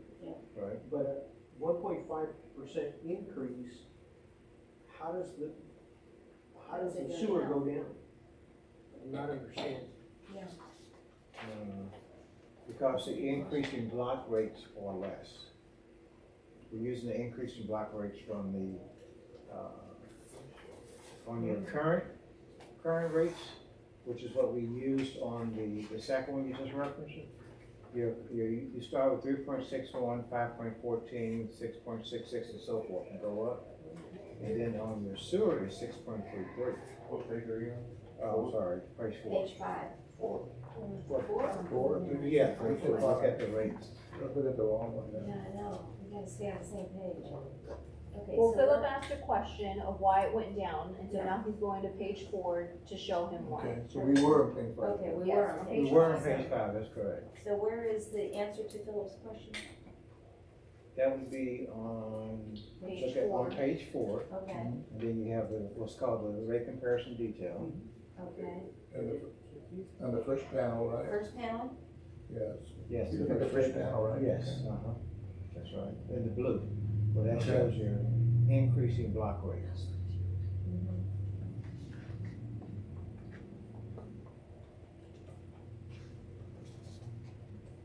So the first table is the current rates, 11.76, and 1,000 gallons included. And that's also a difference between the first table and the second table, as well as the third. You're currently including 1,000 gallons in your minimum bill. So what we recommend you don't include that 1,000 gallons for the increasing, for the 1% or the 2% sewer increase. Wait, say that again? You want to completely eliminate the 1,000 gallon? Correct, just like what you have currently in your water. Your water, you don't include 1,000 gallons, but for some reason, sewer got included 1,000 gallons in your rates, so we recommend you don't include 1,000 gallons. The sewer included 1,000 gallons. Currently. In your sewer bill, your availability fee pays for your first 1,000 gallon, your first 1,000 gallons of sewer. And then every 1,000 gallons past that is charged at this rate. What he's saying is you should start charging at 0. Okay. Oh, it's That's to what I the think. 1,000. Okay. Right. It probably was, something that got overlooked whenever y'all went to 0 gallons on your water. My guess would be it just got overlooked somewhere down the line. But I'm still not understanding. So Yeah. the top block is a current rate, Right. right? Correct. And so the sewer for 1,000 gallons is 1508. That's correct. Is that right? Well, I thought it was. That's correct, 1508. 1508. And then Yeah. what we're saying is when we're doing a 1.5% increase, which is the middle block, Middle block. okay, it would go up to 2164. Is that correct? That's what I see Yeah, too. that would be the sewer rate, Okay. and, yes, So- right, at 1,000 gallons. So if, in all of these, the current rate, the next at 4,000 is 3380, but you come down here to the 1.5 increase is 4046. These all appear to be higher than the current rate. So my question is then why is the revenue lower? Okay. If you have 2.763 on page 5, and it goes down for a 1.5 increase, it goes down to 2.590. I'm not following the math. Yeah. Okay, So that's what he's asking, like why it went from It's a here. good observation. he's talking, yeah, he's talking about Here. years of there. No, no, Yeah, That's not what, so let's look at page There's 7 and 9. So that's where those two numbers are coming from. So the 2.5 is, hold on. Make sure I got the Okay, right are we on one. page 7? Current rates without Yeah. depreciation. Page That's 7? where he's got the bottom total Yeah, revenue 2.7, that's generation, right. 2.763. 2.7? Yeah, so Yeah, that is that- number's from there, let me make sure the Is that the current? 633, Yeah. 2.5. 624. 2.7, is that the current rate? Hold on, Mayor, let him get to I'm what sorry. he's trying to do, and then What page are you on now? I'm on page 7, Okay. 2.7 million. Yes, that's the current rate. That's the current rate, that's Right. all I can Mhm. need to know. Okay, So there. that's, Is that on page 7? Page 7, and then we're going to page 9. Is there 2.5? That's page 9, Right. with the 1.5% yeah, increase. 2674 And is your current, and $6.24. So So yes, that's page the 7 question. Why is is it going current. down? Right, we're charging that. yeah, exactly. And page 9 is the 1.5% increase. Uh-huh. So that's, Starts to get some disconnects in the numbers. Why is that? I think you just need to review or rerun this sheet. yeah, oh, the number of connections in this one. Yeah, the number of connections is different, your base rates are, Let's see what it is on this one, yeah, that's right. I think you just need to rerun the current rate. 25, 24, 30.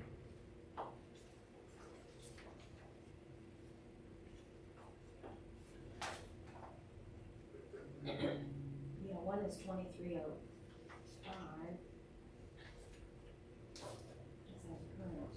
And the other one is 2430. That's different.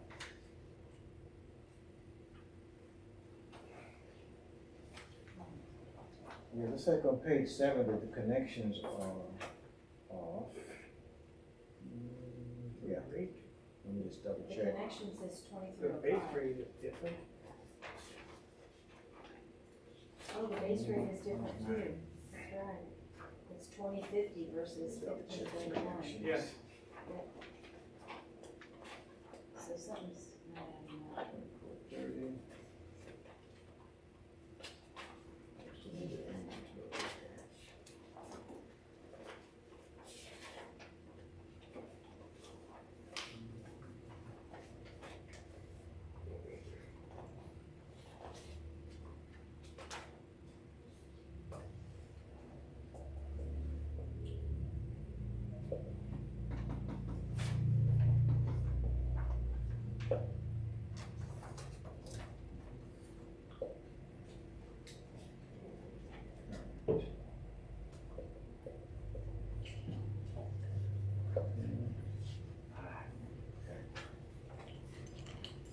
1 second, it should be 24:30 on how those got into that column.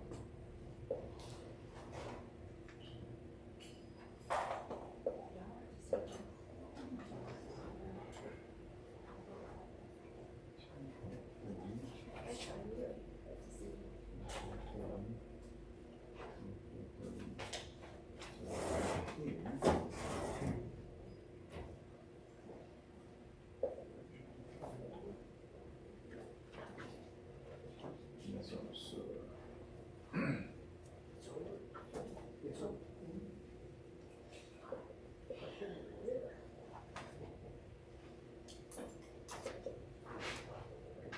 Yeah, the sewer count, meter count is different than the water.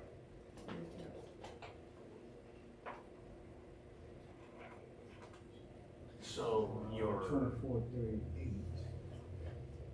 so your 1.5 and 2% projections were.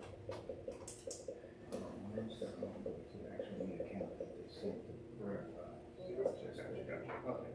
Yeah, sewer is 2305 is the meter count. There's more water customers than there are sewer. Wait, say that again? And there's more water customers than sewer. The sewer counts are different. The sewer count should be a lot more than the water. Yeah, 'cause we have sewer for all of Forest Oaks area, and they're on South Water. So that, all of those houses should be, Those are built through the saws, not through. For example, the Yeah. the fire base customer sewer is 2305. The water is 2430. So it's less on the sewer side than it is the water side on the 5/8. And this is based off of information from the city, Provided by the city. Yeah, this is yeah. from the building. Yeah, that's why I actually went back to see what I actually got from the city. That's what I'm looking at when I say that meter count. So, but now that I got to make sure that's right.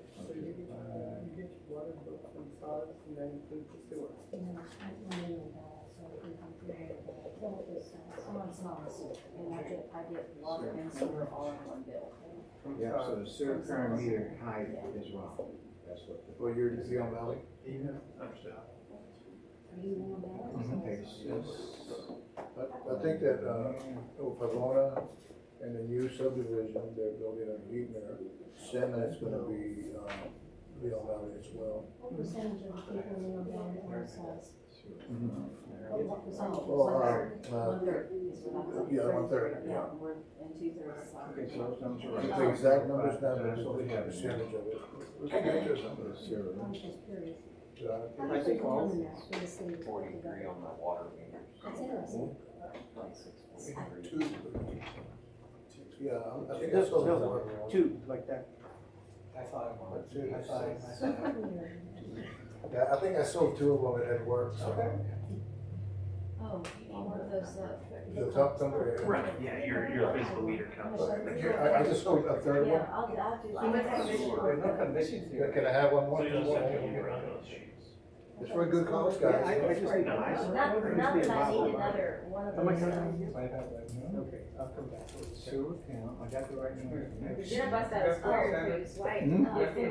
Blue Santa? The Blue Santa, yeah. They're pretty neat, man. They're pretty well made. There's metal I'll tell you, tomorrow is CPAC, right? And Darby can't make it because y'all switched the dates. Right, You know, from the West Seat to- He's used to the 4th because Right. he's got other commitments, but anyway, and he's already let somebody know, so he's excused, but, Phyllis Field was on it. Right. So I've been talking to this gentleman in our neighborhood who's a pastor, in Castlevilles, all the nice man, he's got a sign up in church, don't give up, or, these are all inspirational operational. Okay, so, And he contacted me, saying, I want to Yeah. get back to the city. so the current So we rates met for coffee and, I mean. include so I the gave him an cost application, never heard back from him. of that So 1,000 about 3 weeks, that gallons. was about a month ago. So that minimum I bill is asked him for a call. $26.74, And I said, hey, whereas you know, what the, do y'all, and he says, he said, yeah, hey, I do want to serve. He says, These what do numbers you are want? right. the sewer does not. That's what the difference. If these numbers are right, So I'm he's not already trying to. submitted his application, but he won't. But- No, but it is a good question, and I need to make sure that you're presented with the right information. All right, If we're gonna take forget about second- doing a 1.5% increase, because we're losing, we're losing revenue. Ron Morgan. Yeah, No, Ronnie you, Morgan, actually, want me you're to not. send you Look, his look at, application? on page Yeah, 7. so I can, Yeah, And just trying, and I won't be there. And I'm because I sorry, I don't have the row numbers numbered for you, but beginning where it says, toward the bottom, number of connections, you see that? well. 2305, yes, and then go to your right, about 4 rows, and see minimum bill including gallons, 2674. Yeah. Okay, then go to that same cell on So page you be your 9. representative. Yeah, because, I mean, I'm It's sorry. 1531. 1531, right. So the difference is that between those two, that's why I'll the take care of it. rates are showing how I'm So current, now because we've got. the $6.24 is added to the minimum bill on the current, because if you, that 1,000 gallons that's included has to be paid for. So it gives the illusion that it's a higher rate, but it's actually not.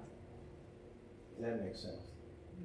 What's the illusion? Is your So take the, okay, look, you see the 2674? I'm like, wait a minute, we need facts. Just intuitively, I was just gonna say at a high level, why increase the sewer and change things, because our revenue collected would actually be lower.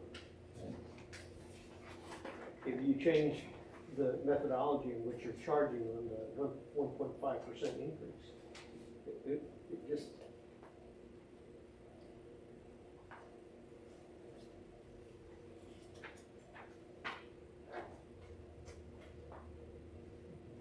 Oh, the other difference too is that the current rates on page 7, those are the rates that's needed to fund the budget. We said, what would your revenue need to be to actually fund the adopted budget? On the subsequent numbers, we throw the budget out.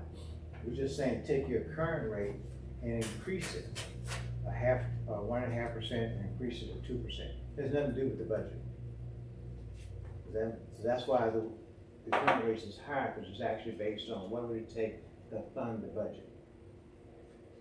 Okay, so that what, So that's why on the other page showing why you're gonna actually have a budget shortfall on, page 5. I'm sorry, why are we having a budget? Page 5? Because we're not basing the rate, so initially when we started, we was doing what's called a cost of service rate study. It simply means, what does it take to fund your budget, to fund the cost of service? Right, that was the original process we were using. Now what we switched to is, forget the cost of service approach. All we're doing is taking your current rates and increasing it 1.5% and 2% to show what the projected revenue generation would be. But So we're it's not actually apples to getting- apples. Okay, but we're actually getting less money with the increase than when we did the other analysis. Correct, because you're not funding your 100% of your budget. You're only doing a 0.5% increase, a 1.5% increase, or a 2% increase. You're not funding the entire budget. Right, there's no methodology used. You just asked, what would it be if we did 1.5, Oh. 2%? And so he's just giving you those numbers. You're not funding your actual budget. He's just saying, okay, I'll give you a 1% increase or a 2% increase. This is what it looks like, because that was somebody's question the day Okay, of but if the. we wanted to fund it to where it's sustainable and covering up everything, we have to go up more than 2%, Yeah, how much more? right? How Yeah, much what more? I'm recommending is 2% per year for 5 years for the purpose of funding the debt service and those capital improvement projects of $10 million that we talked about, as well as keeping up with inflation, which I think the most recent Fed Fund report said 2.2%. We did that when Marcus Summerman was on the board. We funded 3% increase for 5 years in the water. That's a long time ago. I've never done it since. I know you told me, Krista, but when's the last time we increased this rates? Actually, it wasn't too long ago. 2016, we did small, but again, no methodology. Like, we just knew that the rates needed to go up, and so we did like, I want to say 1% or 2%, 1% every year for 3 years. I think what it was. And we did that 16, 17. It was like right when Kelly was getting here. And we haven't touched the rate since then. What I wanted y'all to focus on is what it would take, to use some actual some logic, in looking at your water rates instead of just arbitrarily picking a percentage just to increase your revenue, and look at what it truly costs to run your water department, and what you'll need in order to fund those infrastructure needs in the future. So it gets you on track for future maintenance on your water infrastructure versus just arbitrarily picking like what 1% or 2%. And as you can see, picking that does nothing really, essentially, right? It doesn't cover it. It doesn't cover it. But I always like to address your questions, right? You'll ask, what if we just increase? Somebody asked, well, what if we just increase it by 1%? Or what if we just increase it by 2%? Right. And what that looks like. And I think the real concern, which is a true concern, if you look at the 100%, fixed, which is what we looked at the last time, and we took a look at those costs. Yes, it would severely impact the people from $31.18 to $71.13, and so that is a true concern. And so what he's recommending, in order to fund it all, instead of taking the hit right off the bat, is that you increase it by 2% every year for 5 years, and that should get you where you're at. So if you take that number, the 2%, you would increase that rate by 2% every single year for each of those categories. And so just look at the 1,000 gallon at $38.10 every year. That would go up 2% for 5 years, and so that would cover what he's estimating, and I haven't done the math. I got the presentation this afternoon. It would cover the cost of the $10 million. It would. And inflation. And the inflation. Because I think at the last meeting, it was projected that the debt service payments would start beginning 3 years from the date of the loan. So that gives you time to catch We it. wouldn't have to start paying until 3 years after? I forgot what the chart said, but it's pretty close. Yeah. It was like, because you get the debt, you issue the debt, you lock it in, so it's not that year, it's So like 2.5. you're still saving money over that. Sort of, yeah, you don't have to start paying that debt back normally right away. Like when we did the bond for the building, I think it was like 2 years before we actually had to start making that debt service payment. And I have to look at Ann's chart, what she put in there, of when that the first payment for debt service would be due. I thought it was like 2 years or a year and a half or something like that. But yeah. So is this merely the water, or is this water and sewer together? Water and sewer together. Oh, okay, okay. And I what thought page this is was just the water. What page is that? 3, maybe. 3. 3. Okay, that's been fine. Plus it'll give to your residents, if you said 2% for 5 years, now they can plan on 2% per year as opposed to, I think at first it was 9, I have to go 10%, back. it was something like Yeah. 10%, yeah. Maybe I've misunderstood, but when I talked to the seniors, they said, no, I don't have a problem with any of my water bill. Okay, don't we have a current, something in where there's a minimum where you're not even being charged? Is that the 1,000 gallons? Is that what you're talking about? Yeah, so, yes, on the 1,000 gallons right now, your current rate is $31.18.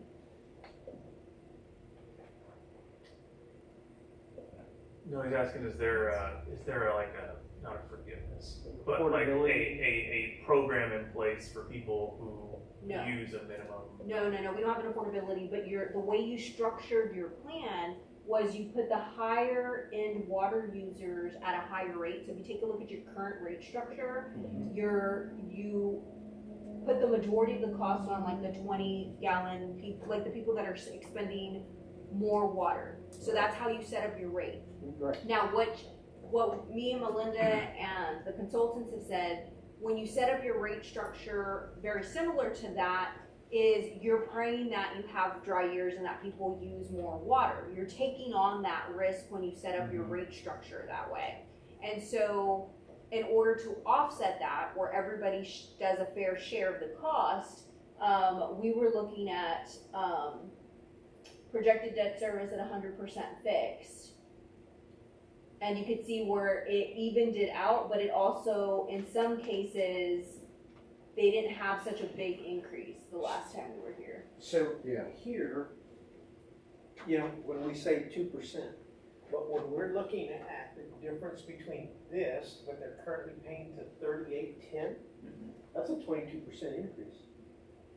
Right, for that initial one, but then it's 2% every year after that. Right. But that's the sticker shock, because somebody's gonna say, man, it's not 2%.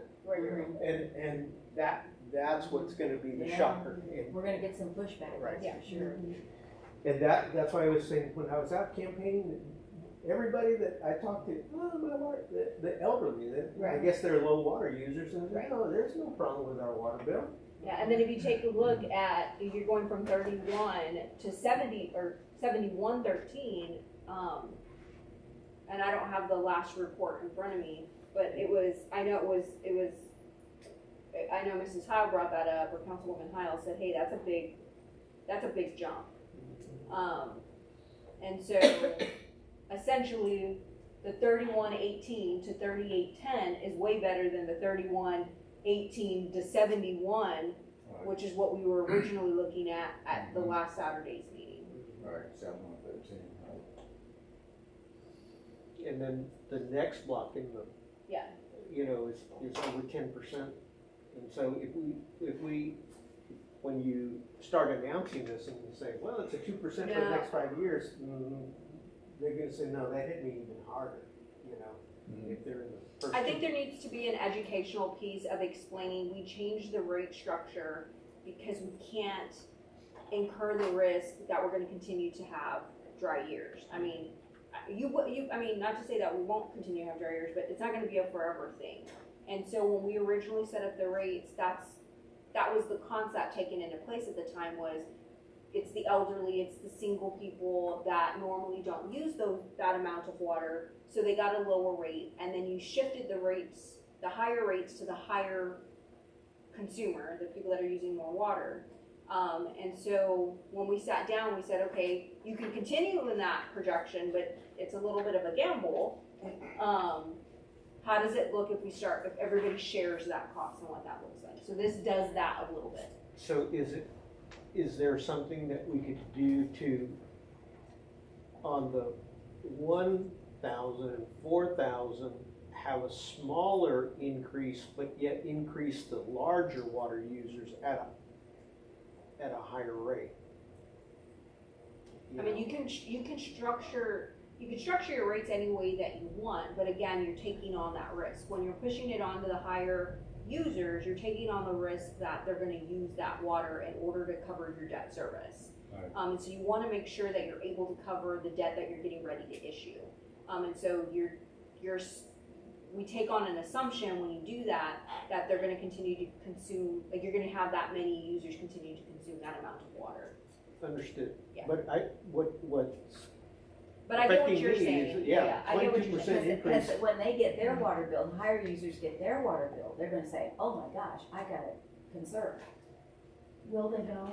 They're the ones with the green grass. They're the ones that water the grass all the time. I mean, And I really, mean, we if need you're- to conserve. I mean, if you're trying to protect the people that are spending that amount of water, again, you're not looking at your rate structure from a methodical standpoint. You're looking at it from an empathetic standpoint, and that's fine too. Well, to me, here's kind of the message that I'm envisioning. Buying water rights. Okay, we're spending the right market rate. Okay, I'm not debating that. 10,500 acre foot. Okay, and we're saying, okay, we've got a pot of money for new water. Okay, that's the only way you can use it. From the impact fees. It's about 700,000. Okay, but we're gonna get more Yeah. to pay potentially pay back the general fund for the $365,000, potentially, okay? As the new homes start coming in, Right. okay, because they're gonna have to pay the impact fees. But what the resident's gonna think is you bought that water and you made my water bill go up 22%.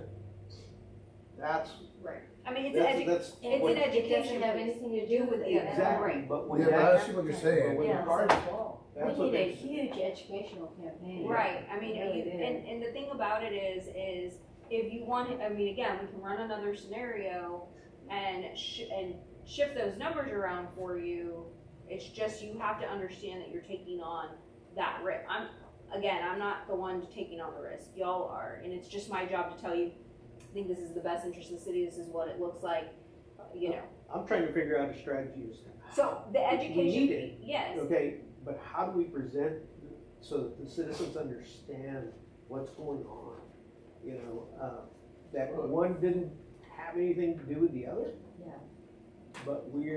right, so Well, you would have to, it's that part's an Right. education piece, you have to be able to explain the impact fees and us purchasing water have nothing to do with the increase in your water rates. Your increase of your water rates is the city now taking an assessment, whether you wanna blame me for it or not, the city taking an assessment of your infrastructure, your water infrastructure that hasn't been touched. I mean, we've had leaks, we've had this, Melinda made the statement last time, since 2010. I mean, we've had it 3 times and we've done nothing with the leaks happening in your system, right? So, you have to educate the public, like, yes, your water rates are going up, and yes, it's something you don't see, and that's why this is normally not touched by politicians and or managers, because when we're getting, my contract is coming up, it's not gonna favor for me very well when I have citizens upset that their water rates went up. But because it's what as a manager, it's not a sexy project. It's not something that you see, it's not something tangible, it's in the ground and nobody sees it.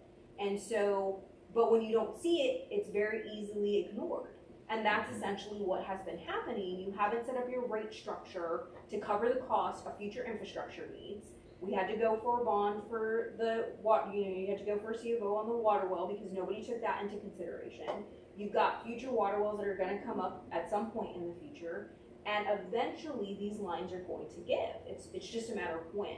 And maybe it's something related to, here's the amount we pump, and there's a 20% gap, a non-revenue, between what we bill out.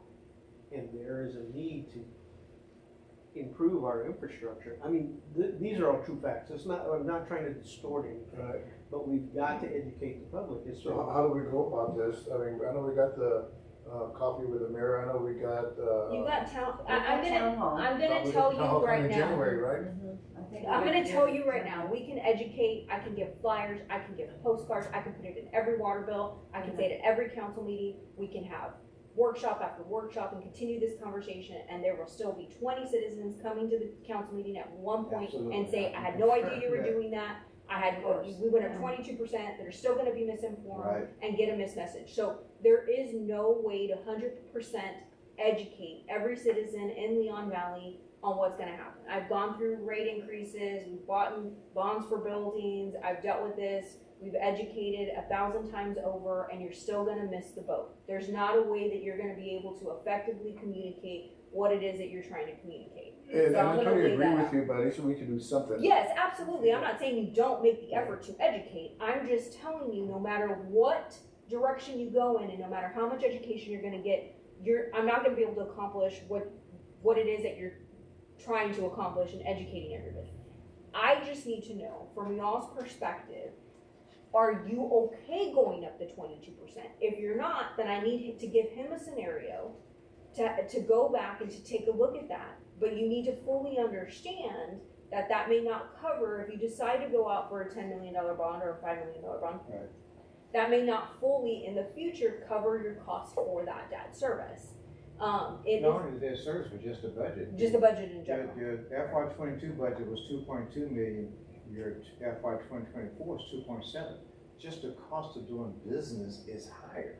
That's a big part of the education, is that, and people can relate to that, they know their cost of living is high.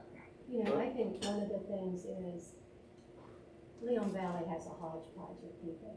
I have somebody on my street that's on renal dialysis, he's blind, And this will be a big impact on that family. But then there's others that just, did remodeling on their houses at, like $150,000. So I think we have to think about those people, and people are using that lesser amount because they're watching their budget. And so we have to think about them. Yeah, absolutely.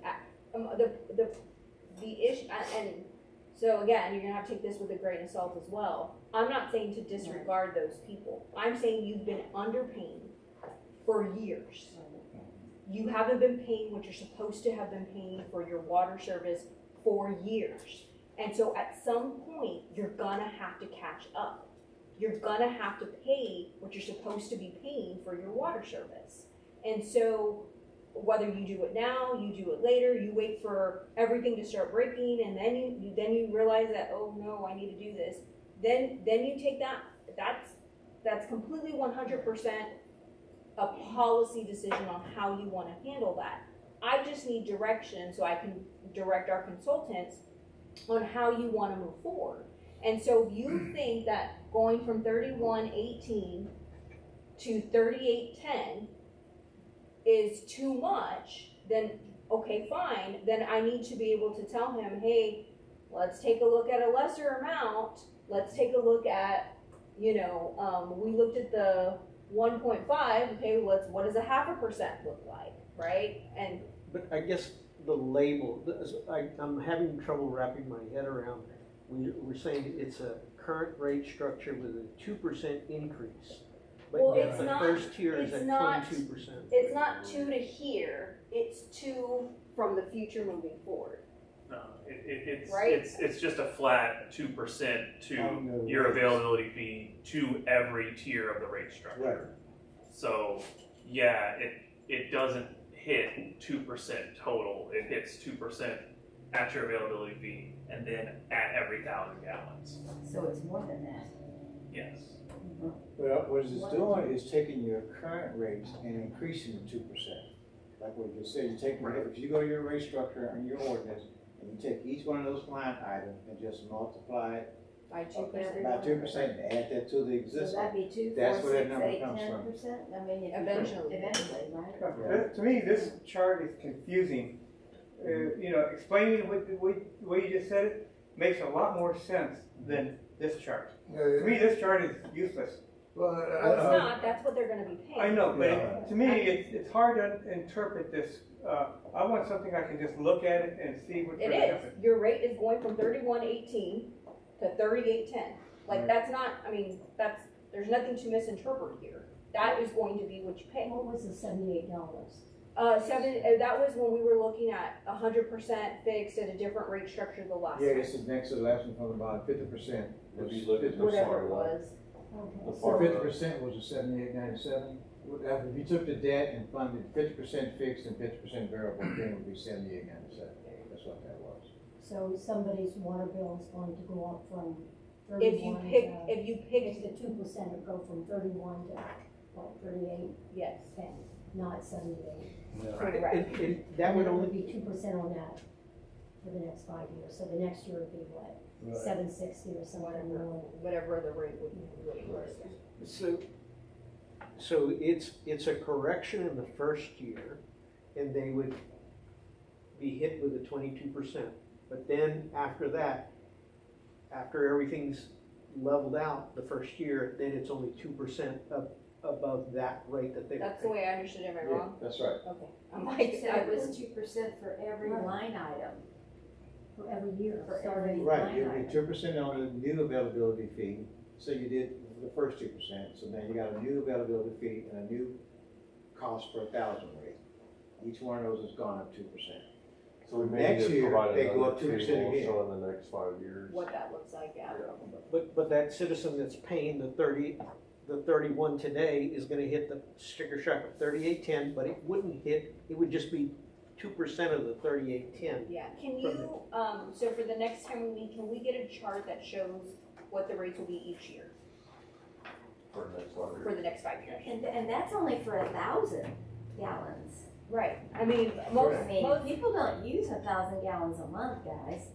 Right, the average is 9,000, so that's why they have Yeah. that yellow highlighted section to show So where the times- customer's gonna typically fall at, between 7 and 12.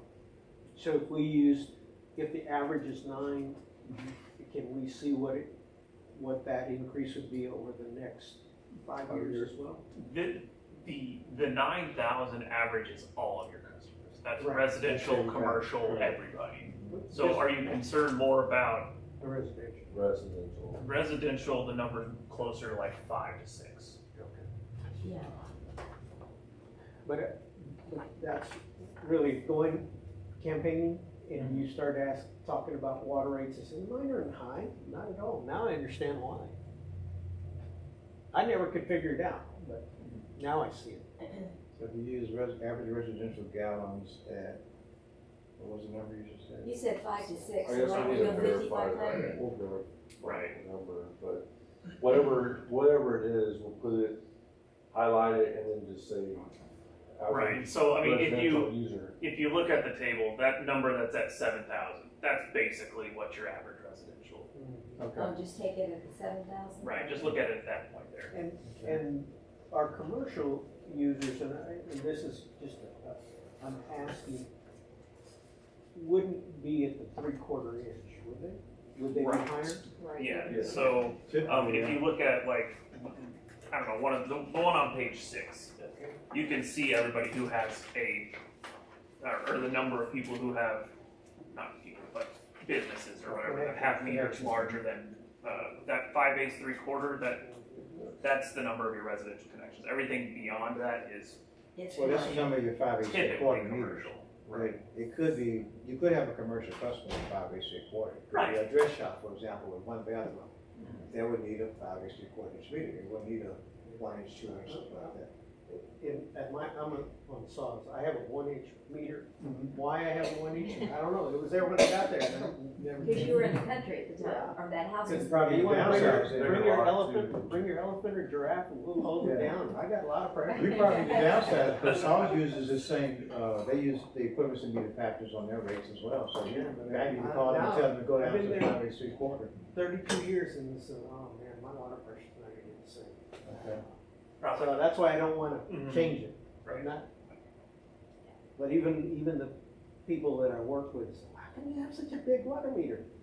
A lot of times your churches and above are schools. A lot of times they do, especially if they got a football field. If they didn't drill a private well for the irrigation, they'd be in most times you'll see your school and other industrial type of facilities will be the most larger ones. So, got any big animals, bring them over, I'll put them in. Oh, yeah, Marshall had astroturf. For football field. This is very enlightening, thank you. Baseball. So I just need a little bit of direction, and do y'all, I mean, do you want us to look at a different rate structure, do you want me to move the rates over, what would y'all, I mean, I just need We've been pounding this for a while now. to know what y'all want to do. No, We can have another meeting. One other risk I want to let you know, if you did change your increasing block rate, say you wanted to lower the rate on the lower using gallons and increase it on a higher using gallon, the other risk you're gonna wear there is somebody were to file a protest with the PUC, now you gotta be able to prove that those increasing block rate are cost-based, not just you just picked out a number. That would be the only risk you would run there.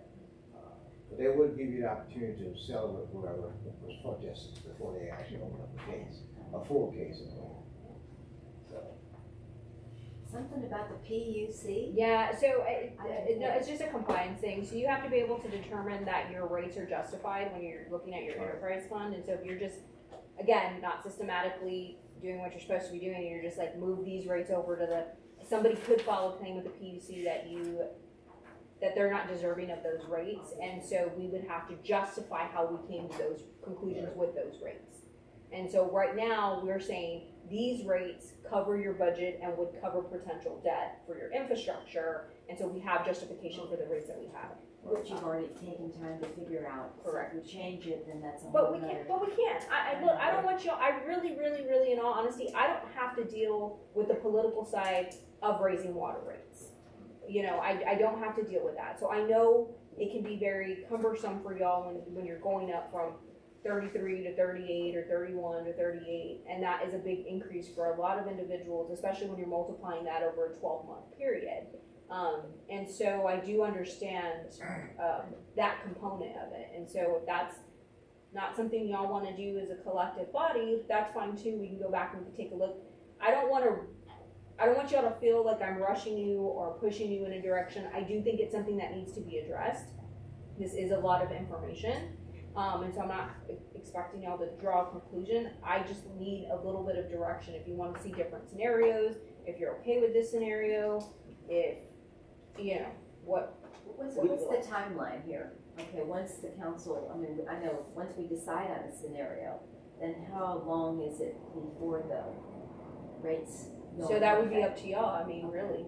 I mean, if you want to start at the beginning of the new year, you want to start at the beginning of the fiscal year, Okay. when are you looking at issuing debt, like, that kind of thing. But I also know, like, you know, y'all got majority council up for re-election, it doesn't favor what, I mean, I get all of that as well.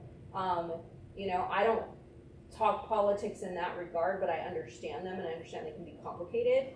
I just want to make sure that we don't stop the conversation. It does need to be addressed. We've had to touch water rates. We've been having this conversation already for 3 years. Should we take it to the town hall? I think so. You know, But we've got to be able to explain it, right? It's gonna be a correction of our base rate, right? And it's gonna cause a 22%, just in this scenario, 22% increase to correct everything. And then from there on out, it'll be a 2% for the next whatever. 5 years. But I think we also have to explain, look, we've got an aging system that needs help. We've got CIP plans of X. We're looking at these avenues and we need this revenue in order to meet, to continue our system. and so that's Well, the the one reason thing for going up is for the repair of the infrastructure. The one thing customers hate more than the rates going up is being without water. Every year, there are some residents in Texas that go without water because repairs weren't made. And then it gets to the point where they just cradle whatever it is, and you can't provide water, then they really get upset. Councilor Howard, So that'd be part of your education process, that these rates is gonna help us replace the water line so that you have water. you were mentioning that you've had a lot of repairs on your street. Well, in our little Forest Oaks estates, I think there's been 3 in the last, few months? Cause I see it running down the Well, street. and it's not even just, I mean, and Fort Stokes is one of the #1 CIP projects on the water side.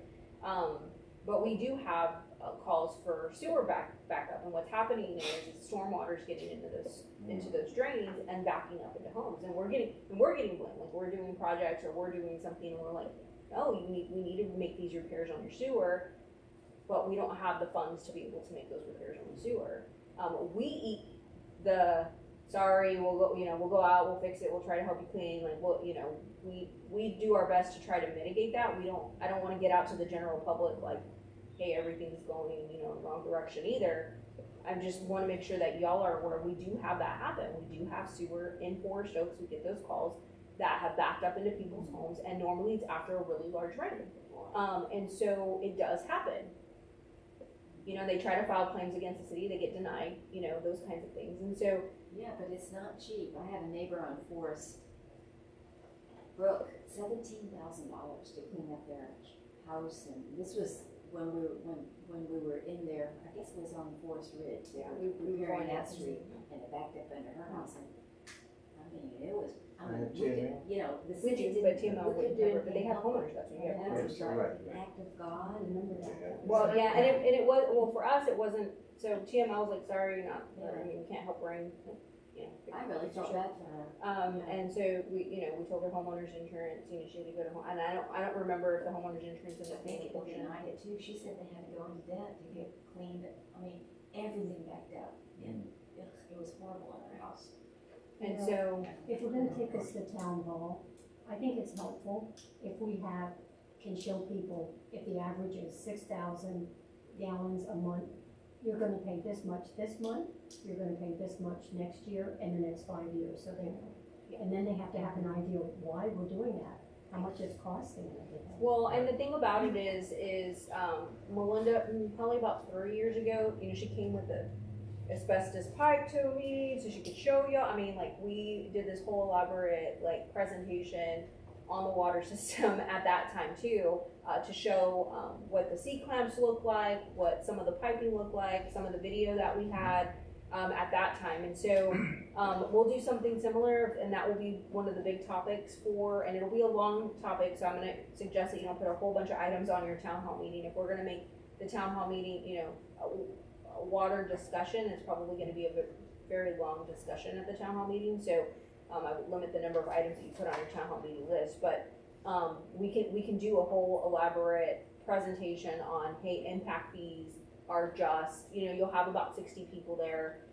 You know, impact fees have nothing to do with your water rates. Like, this is completely separate fee paid by the developers, and this is what we're looking at on the water rates. And then you'll get a feel for what the customers are willing to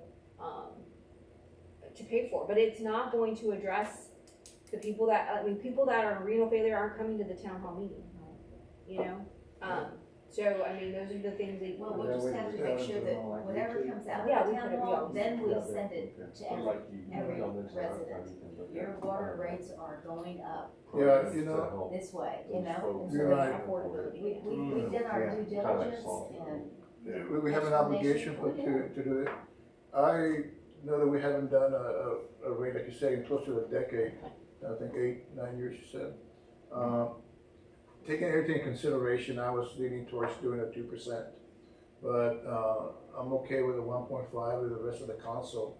But we need to do something now, not later. If we don't, then I'd rather have somebody be concerned about us raising the rates instead of somebody coming up to us saying, hey, why didn't you prepare for this? And If we don't prepare for it. And we like, I'm gonna use the water wall as a big example, because we went for a C of O on the water wall. And we got it on both ends. I mean, we got it on, you should have been prepared for this, why didn't you do it, to the people like, you raised our rates in order to cover the C of O. You're not I'm telling you right now, you're not going to please the mass majority of the but it people. died down, okay, it did die down.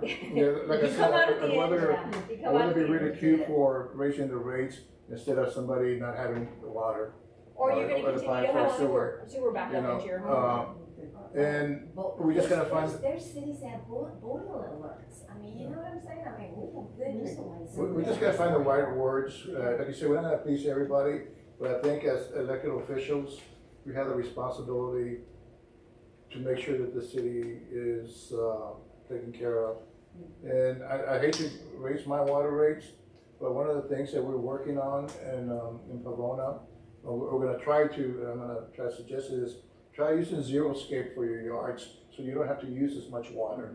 And we can implement this or try We need to to consider. educate our citizens on zero-scaping. And there's some pretty decent yards that have zero-scaping and don't use much water at all. So it's just one idea of how we can save water. But, you know, what it, in the conversations we have internally, it's a struggle. Here we need a minimum amount to operate our system. And we're saying you get zero scape, so your revenue starts coming down, but your expenses don't come down necessarily.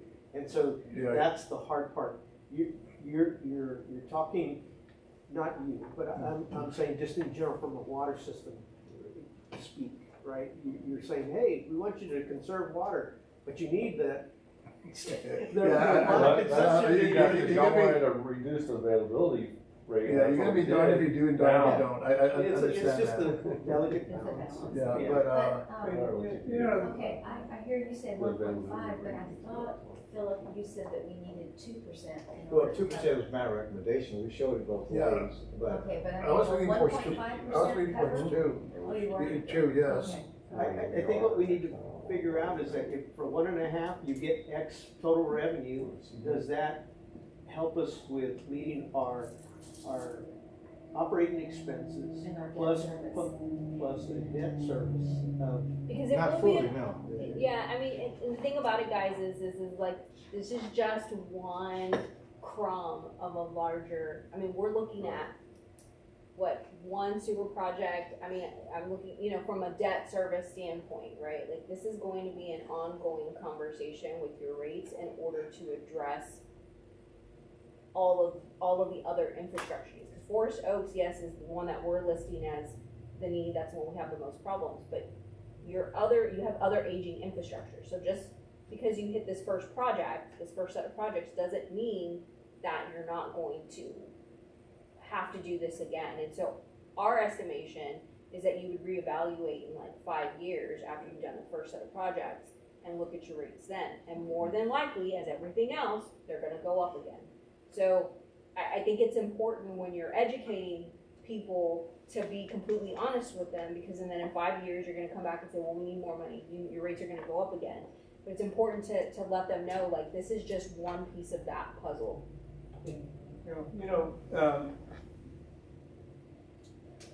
I agree that, in fact, I wanted to allocate a small percentage of our revenue to put it in savings accounts, for lack of a better word. So when the water wells need to be replaced in 50 years, we're gonna have some money instead of drastically going out for a bid. You would have still had to raise your rates. I mean, We'll still have to raise the rates, but now, we're gonna have to do something. So, if we were to implement this 2%, we're looking at probably 6 to 8 months down the road. Right? Would that be a correct assumption? yeah, I mean, close. I mean, it just depends when y'all wanna implement those rate changes and when you wanna Okay, issue so down. if, let's just say, for example, 6, 8 months down the road. So we're talking July, right? July, August, next year. What if we were to come in immediately and just have a small rate increase effective January 1st? So that would minimize the pain when we implement this whole plan in the future. Yeah, I think you'd just be masking, Yeah, that's the point, we'll be inevitable, masking yeah. it, but see, the people can accept that a lot easier than a big jump. You're saying hurt them slowly? Yes, yes, No, yes. you know what, I think we'll be hiding that from them. No, I mean, what it the doesn't, impact's gonna again, be. you're saying, I mean, you could say, okay, we don't wanna implement these rates for another 2 years. I mean, it doesn't, and then in between then, we're not, I mean, it's, what I'm saying is y'all are gonna determine when these rates go up. So you can have them go up 3 months from now, you can have them go up 6 months from now, you can have them go up 2 years from now. We can have them go in You January? can have them go in January. I mean, actually, this January's, that's too close. I mean, there's a lot of, there's public education, there's, I mean, you have to vote on it, you got ordinances and stuff, so it won't happen in January. But yes, you gotta provide, there's laws that go along with increasing your water rates, and so that we have to hit all of those March, deadlines. probably. Yeah, March or March, April, Yeah. springtime. June? But if you if couldn't- do something now, then you do it again in But like, March, say you they're gonna said, say, you just Crystal- had a rate increase. Right, well, like, say you told me, hey, we would like to do a small increase in January, I still couldn't make it by January deadline. There's certain notifications and certain things that I have to do in order to even make that happen. And just And we're not, and justify, there's just a lot of things that go into that. It's not as simple as, oh, just add $1 to everybody's water rates, or add a percentage to everybody's water rates. There's certain notifications that I have to do. And then not to mention what we have to do in the billing system is a whole other thing. That takes a lot of time, and so I don't, Expense, probably. yeah, well, Stormwater took a while. stormwater check, well, I'd have to probably bring Yvonne in, to be perfectly honest with you, on a consultant basis, because David's never done it, and Melinda's never done it, nobody's ever done it but Yvonne, so I probably have to bring Yvonne in, or Encode, or somebody that's done it before on our billing system side, to be able to get that accomplished. And who knows, Yvonne may not be interested in that either, but I'd have to bring somebody in to help us on the billing side. Okay, but here's another thing. Somebody's gonna figure out that it's only impacting the enterprise fund customers, correct? Correct. So they're gonna say, what about those people that are on saws, why aren't they paying for it? Because they have sauce water. I know, But their rates are going up. Their rates are But- going up, but- and now but- all the homes but have lead. the in sewer water. project is in Forest Oaks, which most of us are on saws.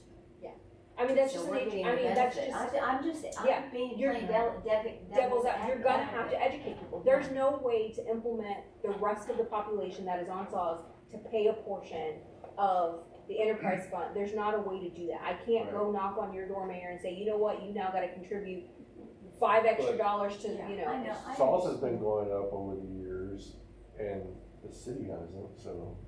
Oh, I'm not saying we haven't paid our fair share into saws, I'm not saying that at all, I'm just saying, I know we're gonna get that question. Well, Yes. Because the benefit is going to Forest Oaks, and Forest Oaks is on saws. But is there, But that's just on the sewer side. That's on the sewer only, not the water. Yeah, sewer side, yeah. but this is water and sewer, what we were looking at. Yes, these are the rates for water. So Right. if we figure out the increase, I know Saws has got into agreements with, other cities to collect other fees. Like, I don't know if it's sewer, but I know they've entered into agreements, so in order for it to be fair, I mean, you could then allocate it and say, hey, to all of our, Saws customers. yeah. I'd have to ask Melinda that question, because I don't know. I know on the saw side of things, I'd have to go look. I know that they've been. Stormwater done that And then way? also. Stormwater rates are is done that way, comparison. I just don't I know. think we're supposed to get that. I don't wanna speak out of turn, and I don't know the Yeah, what you answer. may be referring to, there are some Yeah. sewer only utilities, and SAWS has the water for them. So SAWS does the billing because SAWS has to meter read it. You couldn't, there's no But sewer meter. that's what I'm So saying. they Yeah, enter an I have to agreement. ask Melinda. Yeah. So like if it's like, hey, we're gonna add an extra % to the sewer rate or whatever, I'm just throwing a number out there. For the sewer rate on the SAWS customers, if SAWS will enter into an agreement to pay, for y'all to pay an extra 1% in order to eat the cost for the, or at least pay for your portion of the sewer treatment, or the sewer treatment portion of it. That way it's fair. Yeah, so let me, I don't know, because then that would definitely change the rates a little bit. I'd have to get with Melinda and have that question answered. And so I think that would come across. Yeah, but also, I thought we were supposed to give a comparison Oh, between saws and, We did, Yeah, I mean, the right. saw, Where well, is it's not Melinda gave you the sauce comparison rates, I don't know, 3 or 4 times already. This is looking at the rate structure very similar to Saw's rate structure. That was what y'all asked. And so that, he set up the rate structure the way Saw sets up their rate structure. The blocks, The, the increasing the blocks. increasing blocks. Okay. But Melinda gave you the comparison of the Okay, I rates have to look at that. and multiple. This is in the I'm other. on several, yeah, she gave me several. I think that would be important as we go, like for a town hall. Yes, to show all the little little municipalities yeah. with it, because that's what SAWS does. They compare, hey, this is what El Paso, this is what Dallas, this is Austin, this is. She did, she We did. provide justify the pay raise. Yeah, you guys it's say, in "Hey, one of the I saw that present- Yeah, I showed that. I think it was at the workshop, I thought. It was Yeah, on one of the workshop last time we presentations. presented. Well, I'm writing my Lions Roar right now, so, and I had a little section on the town hall, but when I went back to the minutes, it was infrastructure, just infrastructure. Right. It was emergency preparedness, it was, I think Mr. Bradshaw wanted, The us to tax rate. consider a tax rate, the election to reduce the. Both the 65 and older 65 and the older and the 20%. 20%. And there was one other thing that he said that was on there, and I can't remember. But anyway, But then you can add water, I'll so, just add the water. and then mine can part, like if I do the infrastructure one, which is going over. But our I always say infrastructure- subject to change. Yeah. Yeah. You made the Okay. tax, I was at the city of Herndon Anything else? today. No, Any ma'am. other They do thoughts? I have know we've that been at it for maintenance 2.5 hours. They have that in that city. City I'm of getting tired of Herndon. sitting. Yeah. I thought we picked it up. I know. When I These get are up, I very, start very limping. important. Thank you. I sat for so long. Thank you, guys, appreciate it. Oh, Mayor, are you gonna adjourn? Yeah. Well, I was gonna say, unless there's no, further questions, I want to thank, Arduro and company and Mr. Gibbons, thank you so much for your My pleasure. presentation. And basically what I'm hearing is we are going to recommend 2% increase for 5 years, but we're going to discuss it at the town hall meeting. And get some And feedback. get some feedback and educate. Okay, is that it? Yep. Okay, all right, so it's 8:29 on November 12th. Thank you very much.